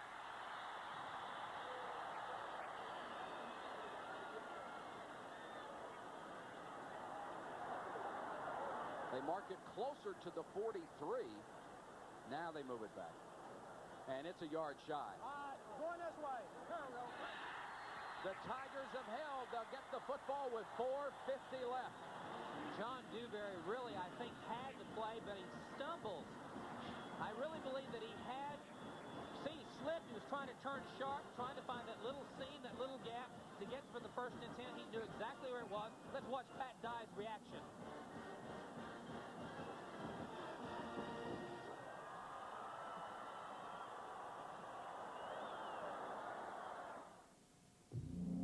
We're not a company. But no company has more pride in what they do. Or more pride in how well they do it. We offer you a meaningful and fulfilling future. One that goes far beyond the ordinary. One that brings with it the respect and admiration of Americans everywhere. We're not a company. We're your country. We're the Air Force. The Marines. The Army. The Navy. We're the Armed Forces. It's a great place to start. Night training. It never stops for Mr. Goodwrench. Cars change. He changes. He picks from over 100 General Motors service schools to stay on the leading edge of service technology. He keeps up with fuel injection, turbocharger changes, new electronics, transaxle advances, you name it. He's trained to be good. He's trained to stay good. Mr. Goodwrench. No one knows your GM car better. No one.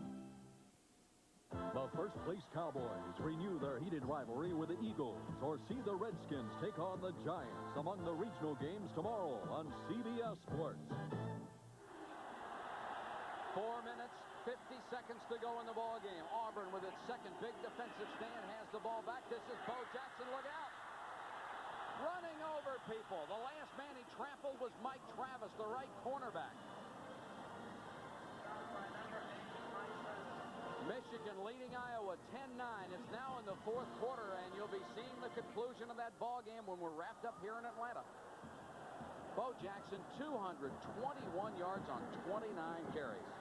I'd say he's got to be considered the best. I think so. I think he is the best, and I think he's won the Heisman Trophy. I really believe he's the best player in America. One of the questions at Auburn is he going to go on to football or baseball? It was a first down for Bo Jackson. Here's Washington. He's in trouble this time. Made a nice move to get away. Parker chasing him and missed. Let's go to New York for an update with Pat Hayden. Mike, as you just said, Mike Gillette kicks a 40-yard field goal to put the Wolverines back on top 10-9 in the fourth quarter. We're going to bring you that game at the conclusion of yours. Let's go back to Mike and Steve. Thanks, Pat. 4 minutes, 10 seconds left to go in this ballgame. A 2nd and 4 for the Auburn Tigers. And that defense has been on the field a long, long time for Georgia Tech, especially in this half. They're going to have to dig in now to give the Yellow Jackets any kind of chance. Livingston, the H-back, the man in motion. Jackson, very close to the first down as he reaches the Georgia Tech 45-yard line.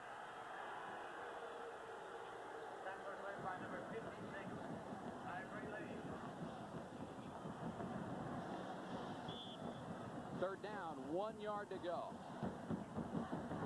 Part of the Auburn band that made the trip here. About 2 hours away down the road to Auburn, Alabama. In baseball, that man is compared to people like Mantle and Mays. Not to mention Superman. 30-yard, first down, Auburn and Bo Jackson. We've said a lot about Bo Jackson. Let's see what some other people have had to see about him this year around the country. Mike Wilbon of the Washington Post. Unquestionably the best back in college football today. Tough to argue with. And Michael has seen his share of college football. 31 carries, 228 yards. Well, they take him out for a breather, but he doesn't even look tired, Steve. First and 10 with 3:04 to go. Fullwood, no chance. Hit in the backfield by Mark Pike. And now those timeouts are going to be an important factor. Georgia Tech only has one left. And Auburn is just as interested in the clock as it is gaining yards. And you notice the Tigers are taking their own sweet time.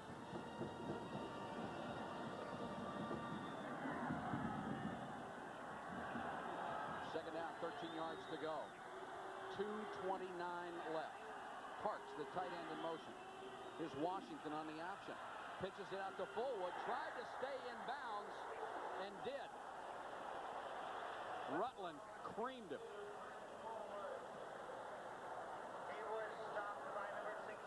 Reggie Rutland, 16, really has made some fine plays today. This time working on Fullwood on the option. You see him right in the middle of your screen. He's got to go take him a one-on-one, head right to the chest, and puts him out. I don't know who won that battle because they're very physical, punishing backs at Auburn. Excellent tackle by Rutland. Great play by Fullwood to stay in bounds and keep that clock turning. Bo Jackson is back in. Fullwood is out. Auburn with 350 yards rushing today. 3rd and 11. Georgia Tech must hold to have a chance. Here comes the reverse. Wagan. Holy cow, what a call. In that situation, a flag goes down. I think you're going to have a hold against Auburn, but it may be after they got the first down. We'll have to wait and see. No, they're going to bring it back. And what a terrible thing to have happen to the Tigers. No need to hold. You already had the first down and maybe the game in your pocket. Reggie Rutland, number 16, who had just made the great tackle on Brent Fullwood. I bet Reggie felt like he was in custody. Two of the Auburn defenders just held him up, just to try to take him out of the play. He was so frustrated by it. Holding on the offensive team. Repeat, 3rd down again. But because they mark it off from the spot of the foul, it's 3rd and a yard. One break for Auburn, one for Georgia Tech. And we're down to 1:34 and counting. The clock running. And Georgia Tech must now hold twice in short yardage situations, we would presume. Wouldn't want to guess who's going to get the football, would you? Bo Jackson, Ricardo Ingram got a piece of him, but he's down to the 20-yard line. Another first down for Auburn. That'll stop the clock momentarily while they move the sticks, but Bo Jackson with 14 yards, another first down, and Georgia Tech only has one timeout left. Another aspect of the dimensions of Bo Jackson is how he punishes people. He really just deals out so much in terms of the way he runs, his power. He's not afraid to, he's not going to go to the turf or go to the sidelines. He can dish it out as well as he can take it. 242 yards rushing from Bo Jackson, his second biggest game of the season. He had 290 in the opener against Southwestern Louisiana. There's a perfect illustration of Bo Jackson. Football player in a football uniform with a baseball cap on. Timeout with 1:08 left. Back after this. Today, Chevrolet is merging a world of ideas for you. It's coming now to the USA. The fun awaits for you today. Come and be a part of it all. Today, Chevrolet is like an international auto show. Imported and American-built small cars, wagons, hatchbacks, convertibles, 3-, 4-, or 6-cylinder power. Nobody nowhere has more kinds of small cars than your Chevy dealer's International Auto Show. Drive today, Chevy. Live today, Chevy. Chevy. When do you say L.A.? When I've got an afternoon of painting ahead of me, I say L.A. I think it needs too close. Nah. When do you say L.A.? When it's open house and I'm the host, I say L.A. Do? Bob. But I'll change it. From Anheuser-Busch, L.A. beer. Great taste with half the alcohol. Sometimes it's the perfect thing to say. You can say that again. Do? No. Clam dip. L.A. Sometimes it's the perfect thing to say. Auburn in control with 1:08 left from Grant Field in Atlanta. The Tigers on top of Georgia Tech, 17-14. Tech has used its last timeout, and Auburn has a 1st and 10 at the 19. And the one thing left to do now is protect the football. Flags go down. A couple of right crosses thrown.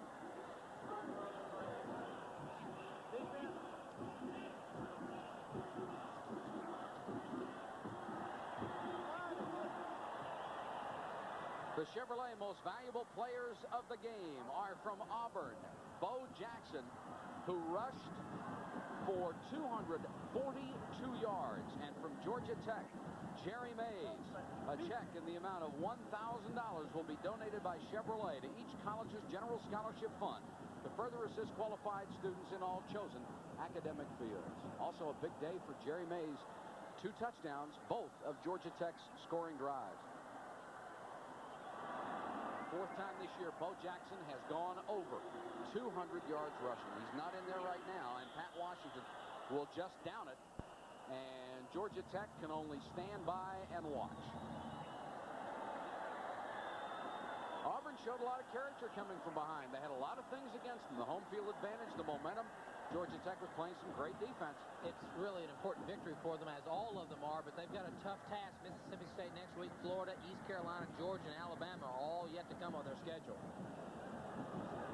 Bill Curry's done a great job at Georgia Tech. Sorry, Mike, he really has. Washington just downs the ball again, and that'll be it. They won't have to run another play. Auburn, with a great display in the second half, has pulled one out of the fire against a Georgia Tech team that hung in there just as long as it could. And Pat Dye will come across the field to shake hands with his friend Bill Curry. Great win for Auburn. Tough loss for Georgia Tech. Auburn will go to 5-1 on the year and probably move up in the rankings. It was a tough day for other top 10 ranked teams. Georgia Tech will fall to 4-2.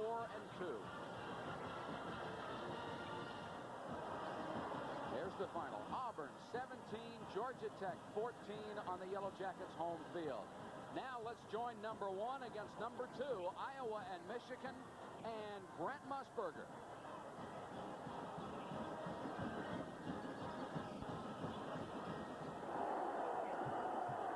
Welcome those of you who watched Auburn come back behind Bo Jackson and beat Georgia Tech 17-14.